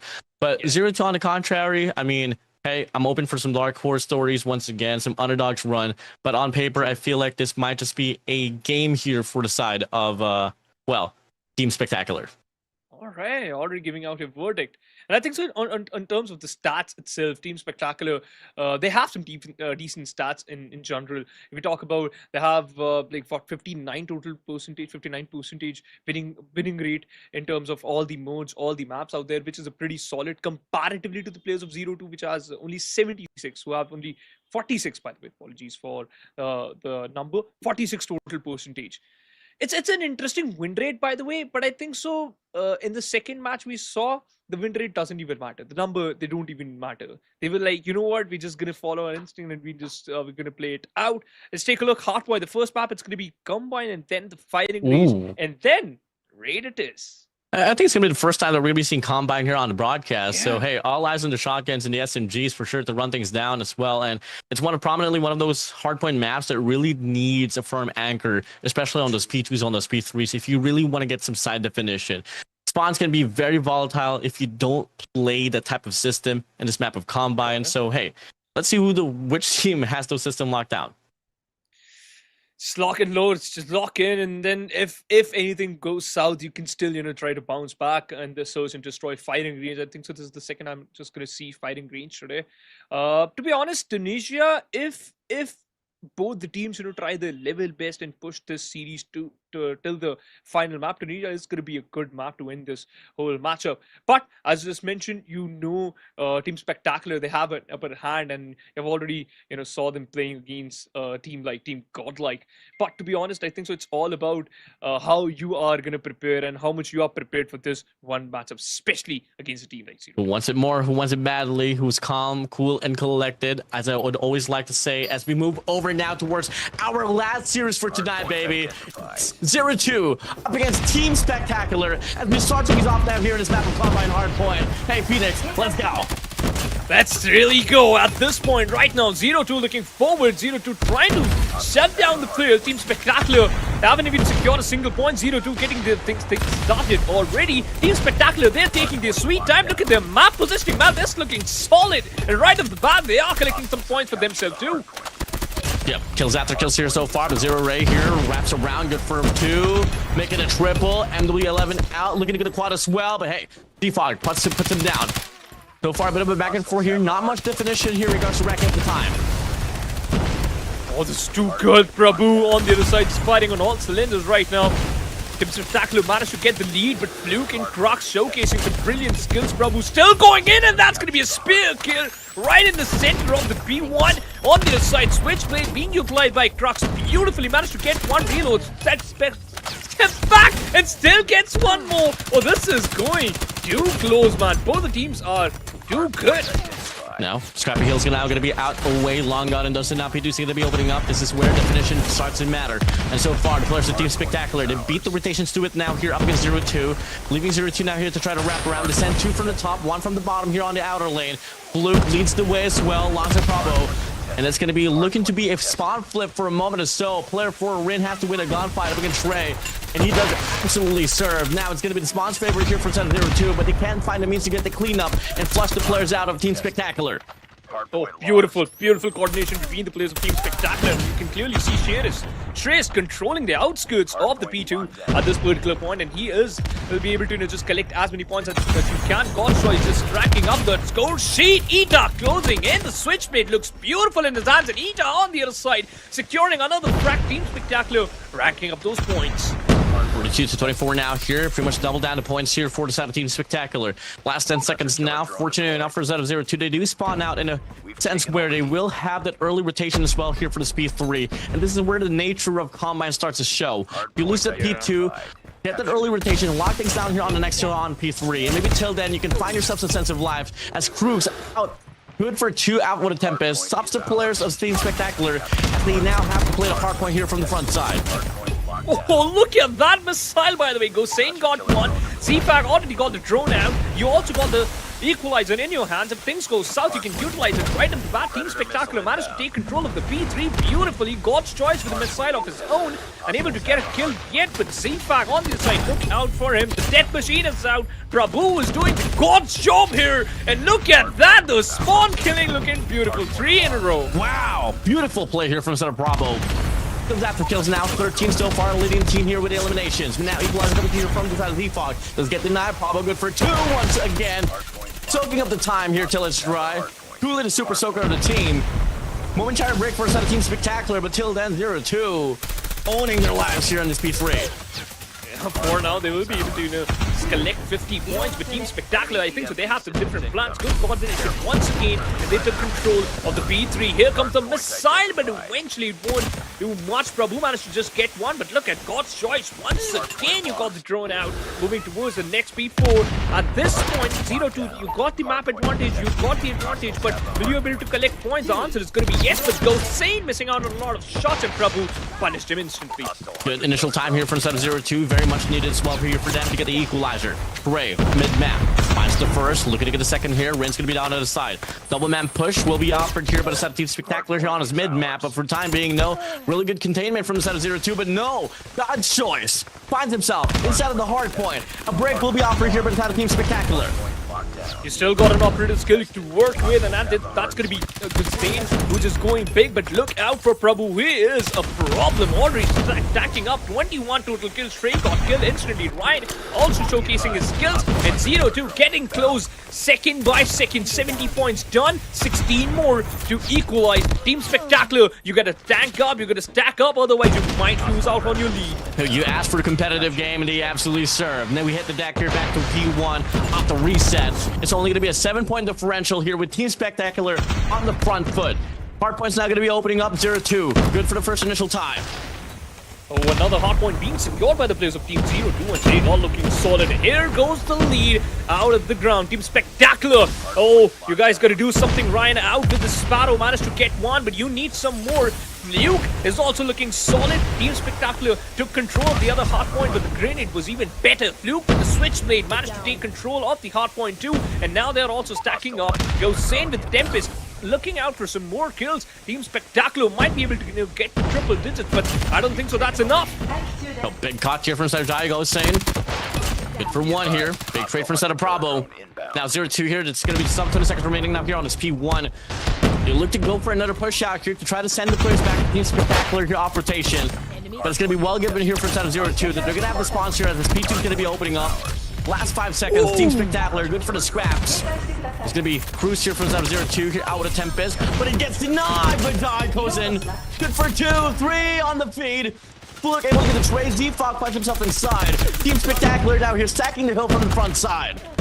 Man, they're all looking good, and Zane, oh my god, he put all bonkers. Z-Fog was holding that particular angle, but eventually got killed. You got the equalizer, another operator skill got charged up, but wait a minute, Team Spectacular getting the hold of another hard point. This is looking solid. Counter contestation by the players of 0-2. The missile will do the job. Z-Fog with the equalizer got 2, but eventually Prabhu takes him out, and now 0-2 looking forward for the triple digits, but Zane, the entry was fabulous, man.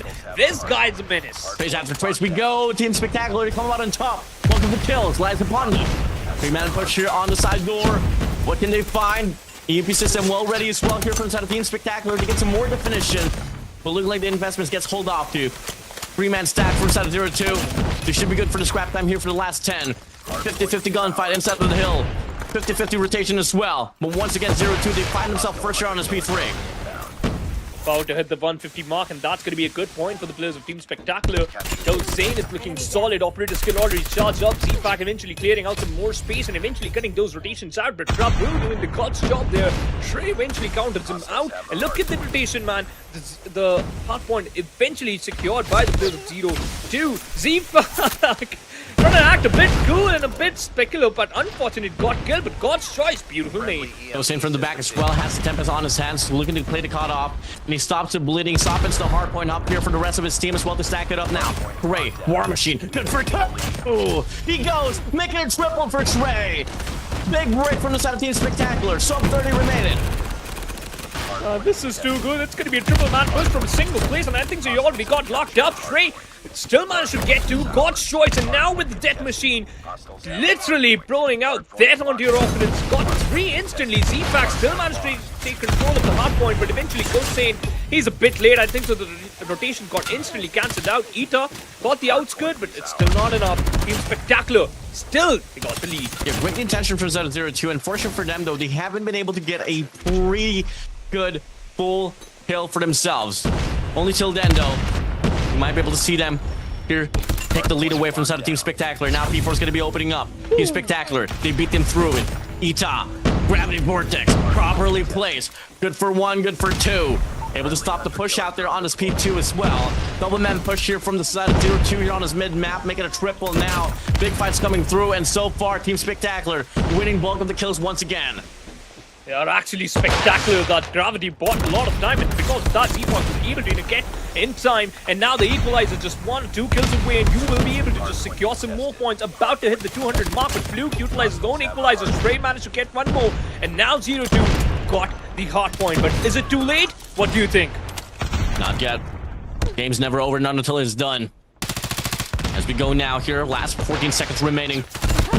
0-2 playing for their lives. Here for the scrap to just soften the defense up just a little bit. Soften the bleeding per se. As we go now, good for the 5. Z-Fog here up to contestation once again. Bravo's going to be down on the other side with that machine. Puts him down. The single last second here for the P4 will be given for the side of 0-2. Go back to P1 now here. Phoenix, third time is the charm. I think the third time is the charm. Team Spectacular about to hit the 200 mark. You already got 2 operator skills in the hand of the Team Spectacular. Team 0-2 just try to get hold of this hard point, this P1 as much as you can. Otherwise, you might be seen run. You got the missile available. You still got the drone too. And now Team Spectacular chiming in into this battle. And Z-Pack, oh my god, this man is unstoppable. I'm not liking what I'm seeing now here for the set of 0-2. There's going to be 4 operators here available for the set of Team Spectacular. 2 gets deployed now here on this P1. God's Choice finds the quad on the feed. Tempest out. Bruce, though, able to put it down. Team Spectacular, so far, solely defined inside of this hill. A bit of a break now here will be offered for the set of 0-2. Until then, it's not going to be suffice enough for them to put themselves back inside. I think so. One more piece, one more hard point, and it's done. Team Spectacular will be able to just collect as many points as they can from this P1. Z-Fact controlling, already looking forward for the P2, and I think so this is good. You're already cutting down on those rotations. Team Spectacular one step ahead from 0-2. Price stack here for the side of 0-2. But player 1, Ita good for 2 as well. Cruz able to get the trade. But the spawns gets given for the side of 0-2. This is perfect for the side of 0-2 to put themselves back on track inside of this game. Equalizer though for the side of Defog. This get dropped. Trey out with a War Machine. Will he be able to get a break here for his team once again? Oh, he gets one more kill. God's Choice and Stray just is moving in, and oh, and look at this. Team Spectacular, 20 more points. Stray, perfect gatekeeping at this point, but 0-2, they're still trying their level best. Ita eventually managed to get one more kill with the Switchblade. Stray just going in with the spear and still got one. Spectacular, 19 more points. Prabhu eventually replied back with one of his own, and now the game is on. More than enough time for them to close out the deal. Last 13 points, last 12. Spawn still given for inside of 0-2, but till then, they can't go in closer inside of the hill. Ita inside. He reinforces one through. Gravity Vortex out. It's over. The dagger. The nail to the coffin. Closes it out. Team Spectacular wins Hardpoint Combine. Oh, what a rough start for the players of Team Spectacular, man, but they still managed to get the W there. 0-2 started off pretty good. Brilliant, by the way. The way Crux and Prabhu managed to keep the pressure on the Team Spectacular. Looks like, alright, they might be able to get to speeds with this one, but nah. Spectacular played like a team and eventually got the W. Oh, they got it done for sure. I mean, hey, for the entirety of the game, it was Team Spectacular on the lead. Pretty much. I mean, we did see some slight bits of recovery from side of 0-2, and I gotta say, man, that P3, they just need to work on it just a little bit more. 2 out of the 2 times that we were able to see the rotation come to shove here on this P3, it was 0-2, finding themselves at the first hand, but unfortunately for them, they couldn't get the maximum potential out of the hill. I think the difference was anchoring, the way Spectacular was anchoring that hardball every single time, because they knew that, alright, you just need to get some minimum points from the particular hardpoint, and if they were able to just get those, then they just go fire on all cylinders. But once again, a valiant effort by the players of 0-2. But now I think so, it's time for them to take a breather. Look forward to the next one, look forward to the next matchup, and how you're going to perform in this one. Was a close affair, but still, it was a bit far. To be honest, that Vortex gun, perfect timing use, because at that time, we managed to just close in the distance and eventually stop the push from here on. You know, you never really get to see a Gravity Vortex in other teams' composition in regards to operator skills, but hey, this guy played it absolutely perfectly in this map of Combine. The rest game comes as well here for set of Team Spectacular. I mean, their operator value, which is something that I can definitely hold on to why they were able to take this game away from the side of 0-2. I think that was the main important point, and Ita was the one utilizing that.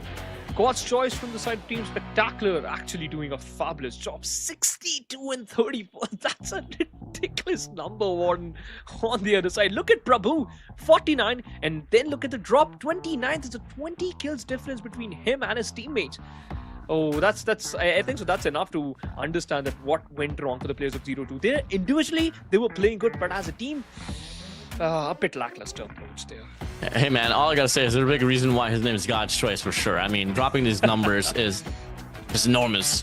I mean, an impact rating of 197 as well goes to show as well that most of his impact, I mean, most of his eliminations really came off from just playing around at hardpoint or from his operator skills. I mean, for the side of Ita and Z-Fog, I mean, yes, they're kind of trailing in regards to eliminations, but Z-Fog was able to get nearly 2 minutes inside of the hill time. Ita didn't really have to do much as well, especially when you have a teammate dropping, 62 kills. And 62 is a very, very good number. And to be honest, looking forward for him to just go all bonkers and search and destroy. Because once again, Hardpoint also requires patience. But SND, yeah, you have to be patient and disciplined enough to not to make any wrong move to put yourself in a very dire situation. But my oh my, I actually like this because once again, as you just mentioned, right, while casting, this was a competitive match. Eventually, it favored one team because that's how the game works. But amazing outcome. Dude, I mean, if we saw this game kind of went back and forth here on Hardpoint, how much more swell here on Search and Destroy? All I gotta say is, job's not yet over. First out of Team Spectacular, congratulations. I mean, they were able to win the first map itself, but I feel like the map 2 can come off a bit more shaky this time around. Oh, I think so. We are up for some surprises, right? And let's see how eventually 0-2, how much they are prepared for this particular matchup. It's going to be again firing range in SND, and once again pretty decent map, pretty solid map. You know how to play. You have played a lot of matches, but to be honest, this first map also defines the momentum. That which team will obviously focus on that momentum, which team will get favored by that momentum. But all right, we are already locked in. Here comes Team Spectacular against 0-2. Already got an advantage, Team Spectacular. Yeah, let's give it up now here. Team Spectacular, they lead the series. 0-2 can find a respond as they start things off here on the first round. It's going to be a heavy B hit here for 0-2. Defog with a PKM, Eta with a shotgun, and Cruz finds the first frag here. Looking to get a second as well. No trace whatsoever from side of Eta. He's just roaming rogue here, but he does get spotted out. First free eliminations gets given for side of 0-2. This should be a round for themselves. I think that this is quite easy. Stray eventually found one for himself. Meanwhile, God's Choice was able to just stack up in that. Ray eventually found God's Choice in a very bad spot. Stray, it all comes down to in a 1v2 situation, taking his sweet time, cooking up a grenade, will lob it in, eventually created some space, repositioning, but eventually got up by fluke. There goes the first round. Spectacular deployment on the first round here. Love to see it here for 0-2. I mean, I love the pace. He just went straight directly rushing the B side. That's the call now here on this round number 2. The enemy had it. Looking like it's going to be a play for picks here as they spread across here right off the break off. It's all going to come down to the snipers here. God's Choice has the locus in hand. Nearly narrowly meets probably on the other side. But no connections, not just yet. A bit of a casualty now here on the mid-map. Cruz finds that goes in away. First frag for 0-2. And that's a bad one. That's a bad one for the players of Team Spectacular, losing out one player in this early stage. It's not going to help you a lot. God's Choice already got a bounty on your head. You got to perform, man. In the previous one, you were outstanding. Oh, you got a hit mark. God's Choice got one, and Stray with that hit mark followed up. And Crux and Ryan, they are dead. Those are the casualties you don't want to have for your side. Once where you can't just respond back whatsoever. Huh. Now, all eyes on the 3 players here for 0-2. Probably's just posted up here on the top wood. Looking to get a pick off here on top 10 per se, or right around the mid map. But if you're at 0-2, I mean, you can't really drain the time too much. Gotta make a decision now here to which side to want to go for a push out to. It looks like the alpha side is the answer for them. And he's gonna be flying on by, but no connection. They're gonna meet God's Choice here off the locus. Pulls the trigger, misses, and they back away. But you got the advantage, right? You got the information where the players are, and now they're rotating towards a different side. It all comes down to none other than Z4 to go big, and eventually he will found Ray. He's a dead man. Look at Prabhu. A responsibility here on his shoulders to deliver at least one kill. Eta supporting ZFAC. And now they're rotating back towards A. Oh my god, 0-2. They are stuck. 18 seconds, that's it. Oh, they might be able to get the bomb planted here towards the B side. Meets one player as well. His spear's going to be out, but Bravo can get the shot, and the bomb does get denied. Team Spectacular, they respond back with their own round. Good round, man. Good conclusion. Eventually, the first 2 kills denied everything, and God's Choice once again. Beautiful sniper frag out there. Defend the Look out for objective. Eta too, because They have he the bomb. hasn't able to found a single kill yet, but he is a deadly player. Where the players of 0-2 are heading to, are they going again back to B, or probably it's an A hit? Wait a minute, it's a complete hit! Oh my god, Ghost Saiyan! Ground. When God sent and Super Saiyan mode instantly, that's a wrap up, that's it! Who's playing offense here, bro? Defend the objective. My Has days! the bomb. Team Spectacular. Damn. Looking to run it down once again. Test 2 players out on mid-map. We're gonna play the same card twice. Trey finds the first, Z-Fog gets the second. Cruz there for the trade. Big throws. Goes in, finds another as well.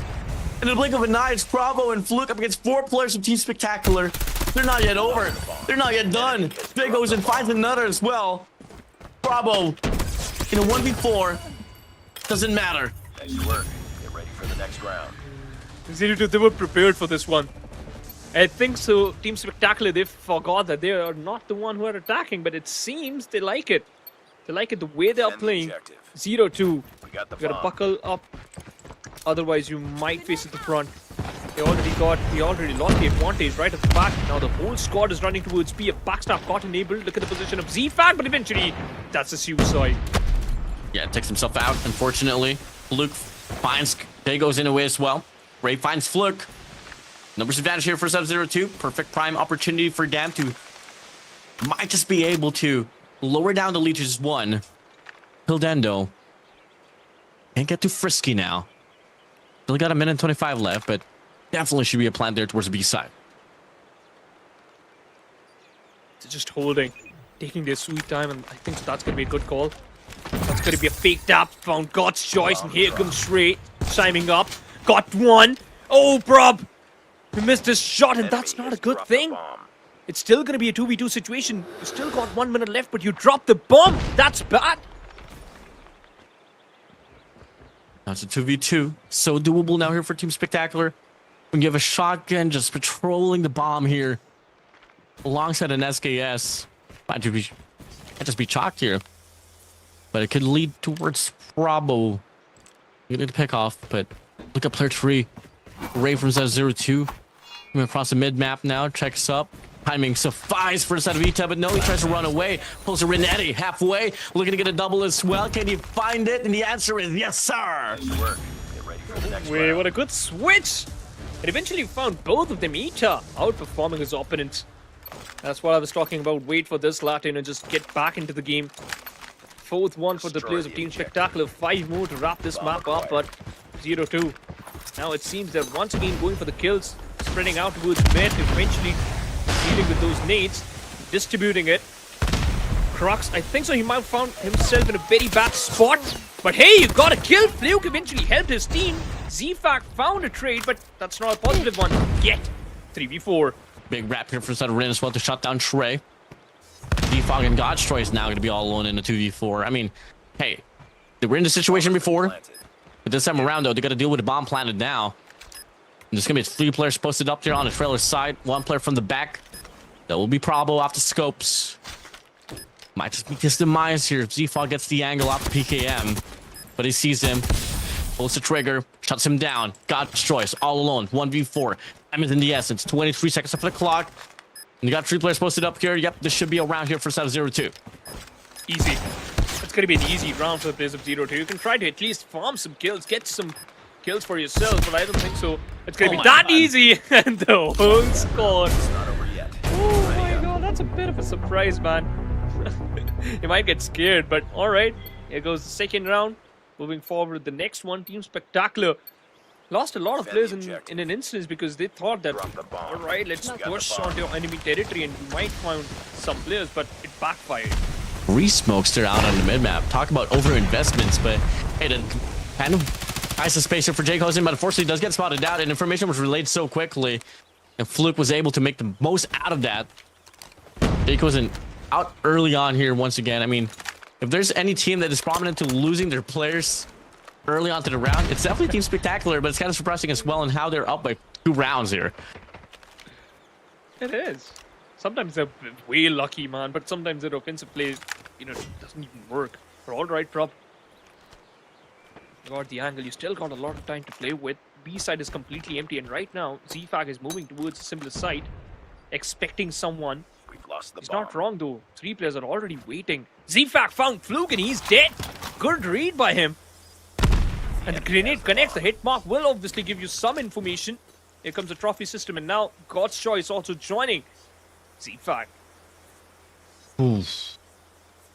Posted up here on the B side, just waiting for a casualty to happen, but Bruce already prone down here inside of the side, but Etop finds Bravo.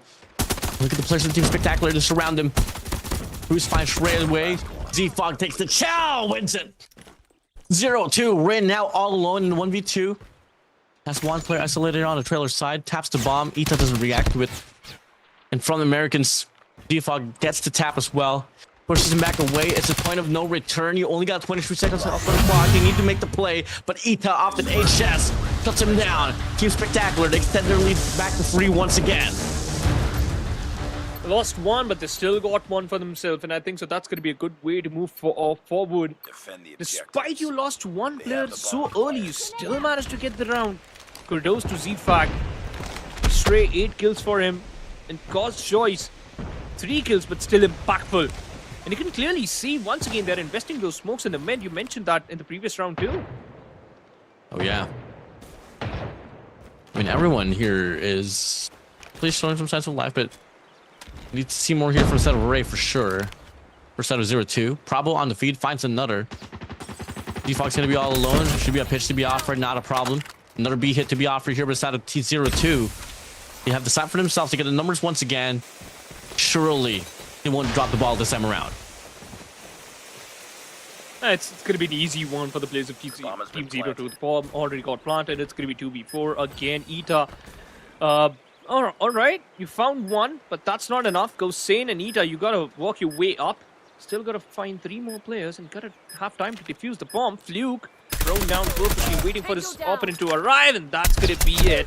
Ita eventually with the SKS won't be able to do much. Strucks with the final frag, and here goes the third round. 0-2. Switch sides now. I mean, Team Spectacular, they haven't been...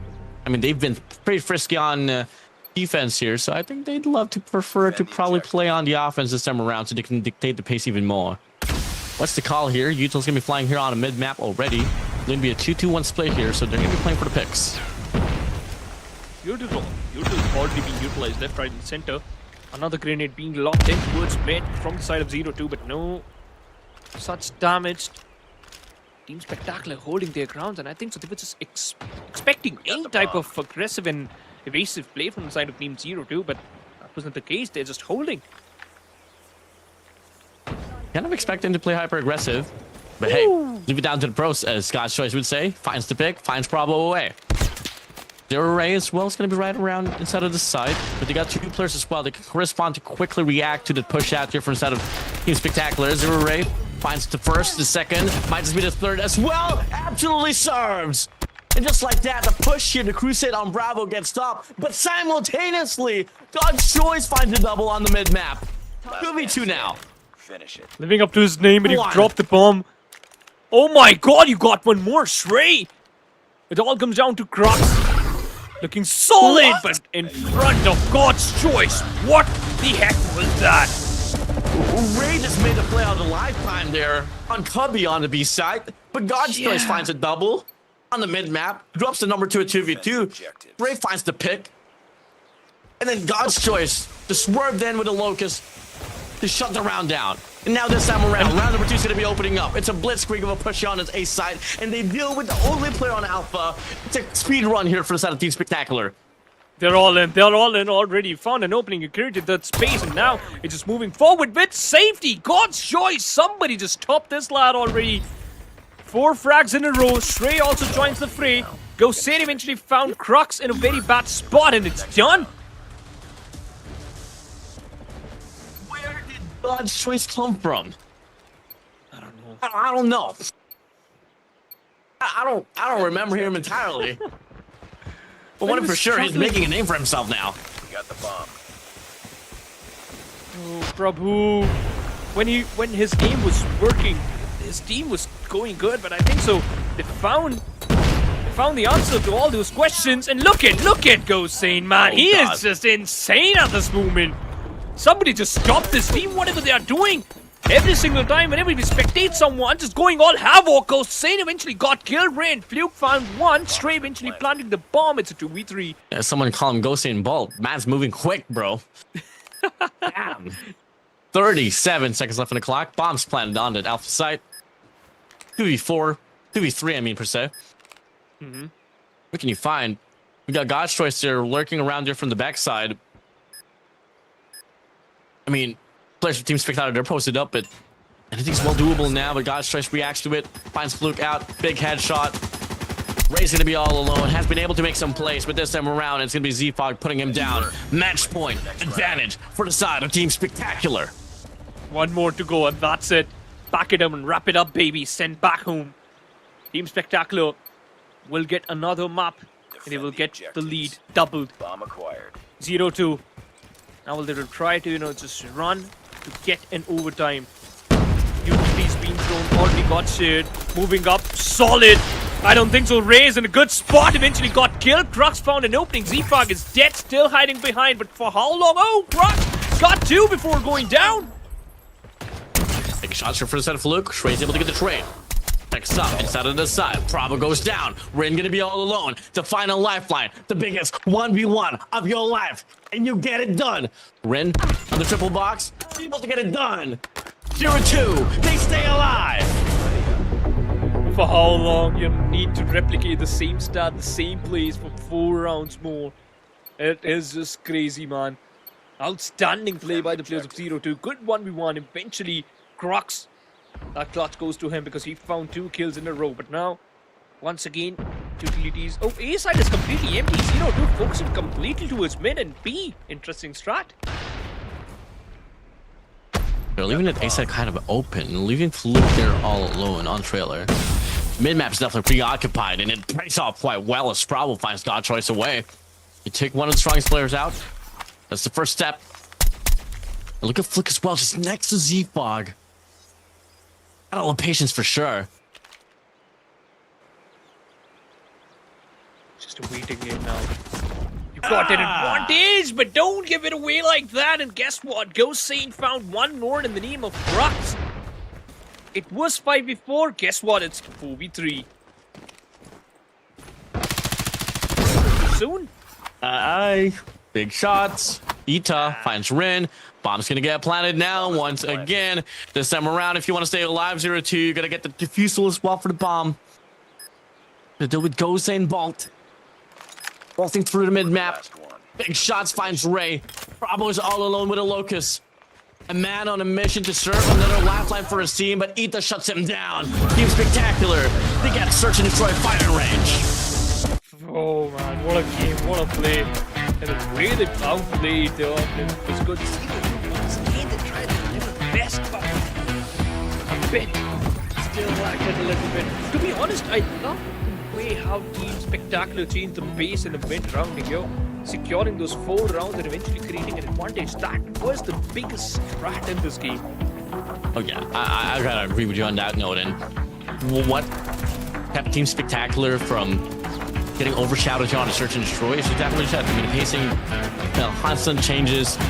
Their bag was on a different level with 0-2 and the gunfights. I mean, the individual prowls really showed up here for them.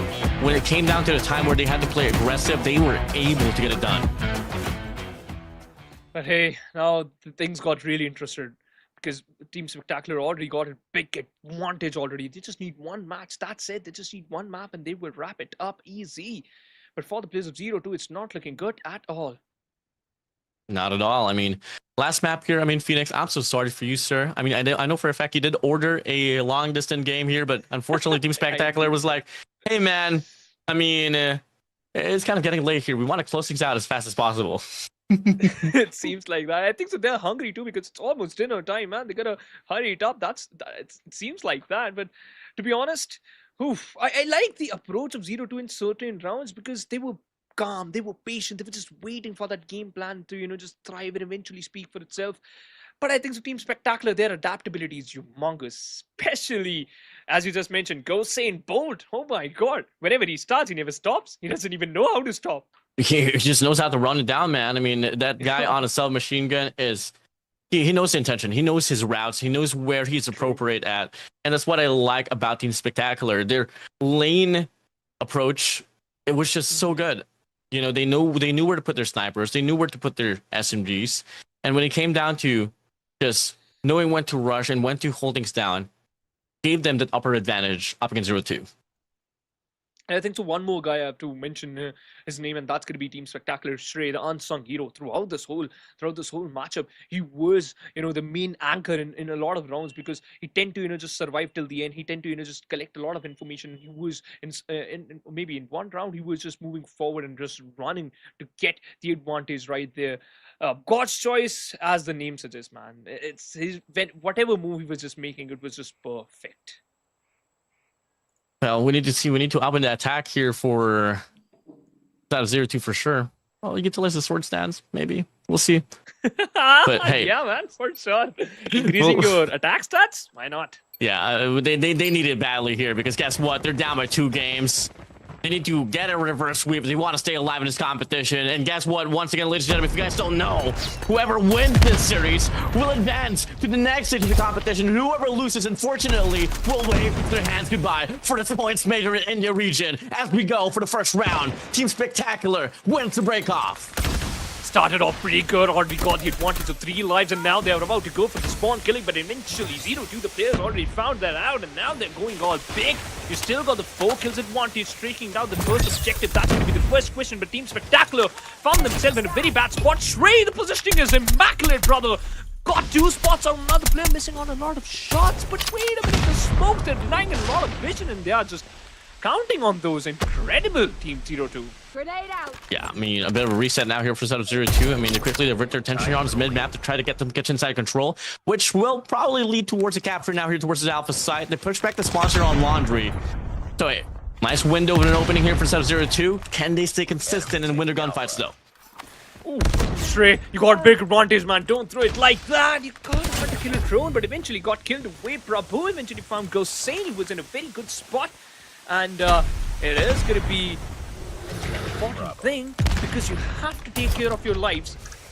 Team Spectacular got a very good lead. But again, this has to be the play. Ita found a very, very good opening. Need an encore here for the side of 0-2. Down by the lives once again. But they have been able to get the second test segment. Working for the third as well here on Bravo. Guy goes in, both. In the back, good for 2. What a spray down. Looking at the triple as well. Absolutely gets it done. And they push back the players of 0-2 once again, leaving 1 player gone rogue here from the back. But what will you do when you don't have the lives for yourself? Jay goes in, still going to be on the roll. That's 2 players at the backside as well. Bond trap galore here for the set of Team Spectacular. And the grenades are even working overtime at this point because look at that, collecting some more points. Ray eventually found a kill. At this point, Gosen, you got to go big at the situation. Joyce, what a perfect way. 5, and that's it. You just need to kill 5 more players. Team Spectacular will be able to get the advantage. 0-2. As much as they try to get this game for themselves, the Dragons are sent from the side of Team Spectacular to put them down, crushing their hopes and dreams to stay alive in this competition as Team Spectacular claims the first round in absolute dominance. Oh, this is good. You got the first lead and now you will try to replicate it. 0-2 in a bad spot already. How are you gonna just climb up? You already lost 2 maps and you don't want this to go away. And then this is going to be a mid-commission already. Prabhu looking solid every single time he tends to get an opening for his team, but this time it's going to be God Choice.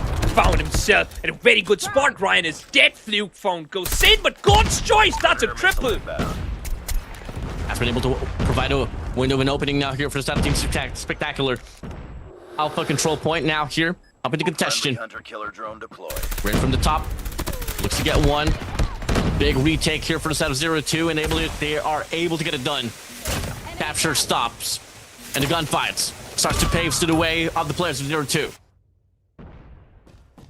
Crux looking good, solid. The equalizer is still there and goes sane with the Tempest. Found a very good frag, and that's going to be Prabhu out of the picture. This is still equalized. Jack Hussein eventually doing the same thing, creating the equalizer. Oh my god, Jay! Gosen with another one! He is insane indeed! Gosen ball going big and creating the advantage. Ironically, Ghost in Bolt just electrifying them with a Tempest. Missile inbound. War Machine's gonna be out now.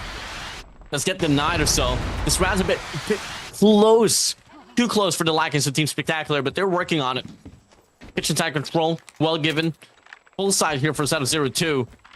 But the time is drained apart here. Team Spectacular, they gotta go for the capture. They're playing it very smartly, by the way. You still got 19 seconds, but you've got to keep moving. Crux with a hunter-killer drone got found an opening, and meanwhile, Choice doing the same thing. Goes sane, you need to connect those points. 11 more seconds. You haven't got the opening yet. You're still moving in. You might found an opening, and here he goes sane. He has done it. He has done it. 7 more seconds, but you still managed to found an opening there. Objective A and B simultaneously, you try to capitalize on that, and that's a big fake out. Now you're taking control of the objective B, trying to find some more points, trying to collect some more points, and here comes the Sparrow from Ita's side. Looking like 0-2 is just going to give the spacing here for the side of Team Spectacular to go for the capture on Bravo. So time extension will definitely be granted. 0-2, they're going to be posted up now here towards Alpha. Right around as well on the mid-map, and they send one player as well here to go for the flank. Still very doable, but they can't feed off from the players of Team Spectacular. Not just yet. 9-6 we go. Anyone's ball game now here, Phoenix. Bravo eventually found a good opening, and yes, I completely agree with that. Anyone can go big here. 8v5. Oh, CFAC, don't give away your kills. This is the perfect time to get an advantage. And God's choice. That's a cracking headshot. But Crux and Flu going big. ZFAC with a trade of his own. 6v3. ZFAC reloads, gets back, and found a player. But still, it's not going to be that easy for the players of 0-2 to get an opening. And it's done. It seemed Team Spectacular. They have done it. Oh, GG's. 1v5 situation. Finds the first kill, won't cut the chase. One more round for Team Spectacular to claim, to put themselves to the top 8 for its points major of the Indian region. Let's see, man. One final round of basically the one final dance from the side of Team Spectacular. With 0-2, you have to offer everything you've got in the backpack. 4 operator skills already, can utilize them right at the back. Prabhu opens up, God's choice. Prabhu's goes crazy. Prabhu might find another one, but Hossein said, and not in front of me, brother. Ryan with the Sparrow found an opening. 6-28 here, live count differential favors the players of 0-2. Massive progress as well here towards the B control point. This Team Spectacular to send out 3 as well to go for the retake, and it comes off clean. Perfect. Played for them. But quickly, as I say, 0-2, they divert their attention towards Alpha. 5 players now here looking to lock things down here for the capture as well. This is looking good. 0-2 with a solid plan. Goes Sane about to get killed, but Prabhu eventually denies him. ZFAX, the equalizer, was still online, but unfortunately goes at the right nick of time, taking control of the different part of the map. That was a good plan, and now it's equal. You will get some extra point for yourself. You'll buy some extra time for yourself, and I think so for that, Team Spectacular, they are ready. But wait a minute, slowly they increase the lead. It's a 3 kills lead in favor of Team Spectacular. Oh no. Looking to be disastrous now here for the side of 0-2. 4 players stacked up here for the side of Team Spectacular, and the Annihilator and the War Machine will get whipped out as well. God's Choice finds the first on the feed, making the second as well. Flip Rin out, making Bravo as well. And as soon as they say, from the front line, they get decimated. From the back, Jay goes in, posted up with a Tempest.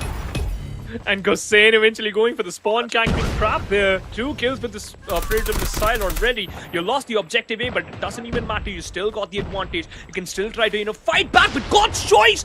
Whatever he's doing, he's just getting a kill. Triple for him. This man is a menace. 5 lives remaining. The final lifeline for the players, for this banner of 0-2 to stay alive in this competition. Can they get it done? Last objective will be Bravo to go for the capture or the slay regardless. Find the first. Fluke finds Jay, goes in. Then back on the spawn side. Annihilator's going to be out here for a set of Bravo as well, working to make a push here on the pull side. It's a 4v5, but Bravo has an Annihilator. He has to make the play. I think so they might get hit by a lot of muddy water right here, because one wrong move and you might face the brunt. 5v4. 1 minute remains. Team Spectacular. Keep moving in. The Annihilator is online, and here goes another kill. 3v4 instantly, and 0-2 might be able to get this map, get this round, because it's 2v4 now. Well, Bravo might get taken down. Big shot. He has a Sparrow as well for the side of Ita. Does he go for the investment? It's a 2v2. He has to go for the investment if he wants to take this round for himself. It's fight of your lives. Sparrow's out. He's going to be coming from the backside. He can't get the angle. He drops down. He takes himself out. But the capture persists to happen. Trey has to make a run. It's over. 0-2. They stay alive. Not over yet. Ready up. Oh my god, it was a 1v1 situation. Trey was a bit out of position. Otherwise, you could have secured that round 2. But wait a minute, 0-2. It's not over until it's over, man. Spectacular. Get this one. Otherwise, 0-2 might be able to equalize in the map. Looking good, Prabhu, every single time. God's Choice has to be his counterpart. Guess what? God's Choice this time found another opening. Trey looking solid. Ryan on the other side from the sidelines. Unable to get a kill. Oh, he missed a lot. You give him another chance. Make the most out of it. Forward we go, John, mid-map. Drone deployed. Team Spectacular having the bulk of the kills. They start to go for the capture on Bravo. Second segment, third segment shouldn't be a problem as well. And simultaneously, Team Spectacular to go for the push out here on Alpha. Time is granted. Life is on their side. This might just be a round. This might just be the closeout. Yeah, Gosain board eventually found in a very bad spot. Fluke able to just straight him out. Z-Fag on the other side moving in and go. God's choice. I thought that he will be able to get some time to reposition himself, but that was completely wrong. Z-Fag on the other side just repositioning and eventually found another kill. Prabhu is out of the picture. You got one objective for yourself. Looking out for another one. 1 minute 50 remains. And look at the kills advantage, man. Now, Team Spectacular playing it cool. Enemy down. 22 to 15. Beautiful. Alpha remains. Big ol' push. Denied by Z-Fog. The Freddy flies through. They get pushed back. No presence anymore from the side of 0-2. Player 3, Ray drops the claw. Whips it out. 3 operators going to be invested by the side of 0-2. But God's choice has an annihilator. Has the first shot to connect. Looking to get the second as well. The Sparrow gets dropped. It's over. It's well over. Team Spectacular in control. No more respawns anymore for 0-2. The capture persists to happen. The push out comes to shove. Team Spectacular. The nail to the coffin. GG's. Well played. The advance to the next stage of the competition. To the playoffs they go. What a game indeed that was. Congratulations to the players of Team Spectacular. Let's take a look at this particular map, man. Let's revisit. It was in the immaculate place. Team Spectacular. What a day it was for them, man. Once again, they fought back. But that was not it. It took them 3 rounds to find themselves back on track, but fortunately, and well, in some way, Phoenix, I feel like it's well that last round could have been on their side. I mean, they had 4 operators to play for. Just so unfortunate they couldn't really find themselves in the prime position or in the proper position to actually maximize those capabilities with their operators. Regardless, it was a valiant effort for them, but their journey comes to an end here in this points major. Nice try by them just to do again as just been tried. But eventually only the better team, the better players will move forward. They will face some better competition in future. This was one of the closest affair, by the way. They could have secured that one right there, but once again, not come down to those final moves. But to be honest, the way they synchronized all their operating skills at the end, eventually, crashing their opponents, that utilization was pinpoint perfect by Z-Fag. Just knowing those skills, eventually tanking up those skills, it was crazy. God's choice still got the MVP, but for me, Gosain Bolt, he was actually crazy in this map too. Yeah, it was a toss-up between God's choice and Gosain Bolt. I mean, this guy, on search and destroy and on control, they were definitely up there. Z-Fog and Ita, well, they are going to be the, the bottom leashers here for the side of Team Spectacular, but regardless, they were able to fit in the role quite well. I mean, it wouldn't be well too possible for them to get a 3-0 here overall for the series if they weren't able to provide what was needed from the roles itself. 0-2 on the contrary once again. Salute to you all, sir. On to the next one. Good luck. But yeah, I mean, what we've had here, Phoenix. Yeah, indeed, it was a crazy run. This was a crazy day. We were just starting. You started off with a crazy match with the godlike ward, and you did an amazing job. And I learned a lot from you, by the way. Lovely caster partner, by the way. But to be honest, best thing was I enjoyed all the matches out there. Let's take a look at the group stage, at the bracket of Group C. Eventually, it was inside. Already got the first position from the deciders. It was Team Spectacular. Oof. Well, to give it to you all as well, I mean, the teams advanced to the next of the competition. I mean, for the set of Group A on confirmation, obviously we did get to see Gallerus come off flawless. There's 6 maps to be played. All 6 maps was won over. On Group B, it was godlike Esports, and well, able to just run it down pretty quickly. NTS integrity in Gen is something that we have to find out in just a little bit or so, but stay tuned as well to our official website to keep track on, on who's going to be able to advance there between ETS integrity and Gen. But every single match, it's going to be a nail biter. Integrity eventually against Gen, when they faced each other, it was a very close call. Just look at that. In the Open 2 itself, they secured 3, and eventually Chan put up a good fight, but will be able to, just do the same thing because it's the decider. Whosoever wins this one will move forward. So looking forward to that.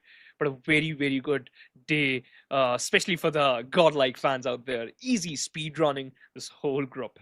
Definitely. And for Group C, once again, we did see in some way Insight and Team Spectacular advanced towards the next stage. Last but not the least, Group D, we got Elite Titans Esports 6 match to be played. They took down Imperium 7, which was a shocker for me in a 3-0 fashion as well. Imperium 7 does get sent down on the lower bracket up against Killzite. Well, it was a walk in the park for them, claiming that last initial ticket for the playoffs. So those will be some of the top 8 teams that will be playing for the playoffs.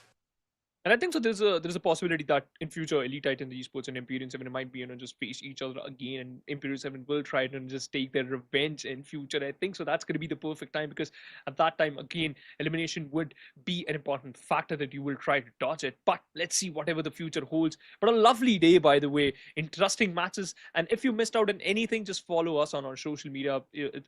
Maybe it's X or Instagram or maybe YouTube. You can get every single update out there. Definitely. I mean, well, with that being said, with every story, there's always an ending. And unfortunately, we have come to a closeout already for our first day here for our Indian Summer Split Points Major. So, hey, I mean, on behalf of Phoenix, alongside our 2 other casters as well, I'm Scared Yet and, Spartus as well. This is the end for our first day here. Do note there's still going to be 2 more days to go right after this. So better make sure you guys are staying tuned.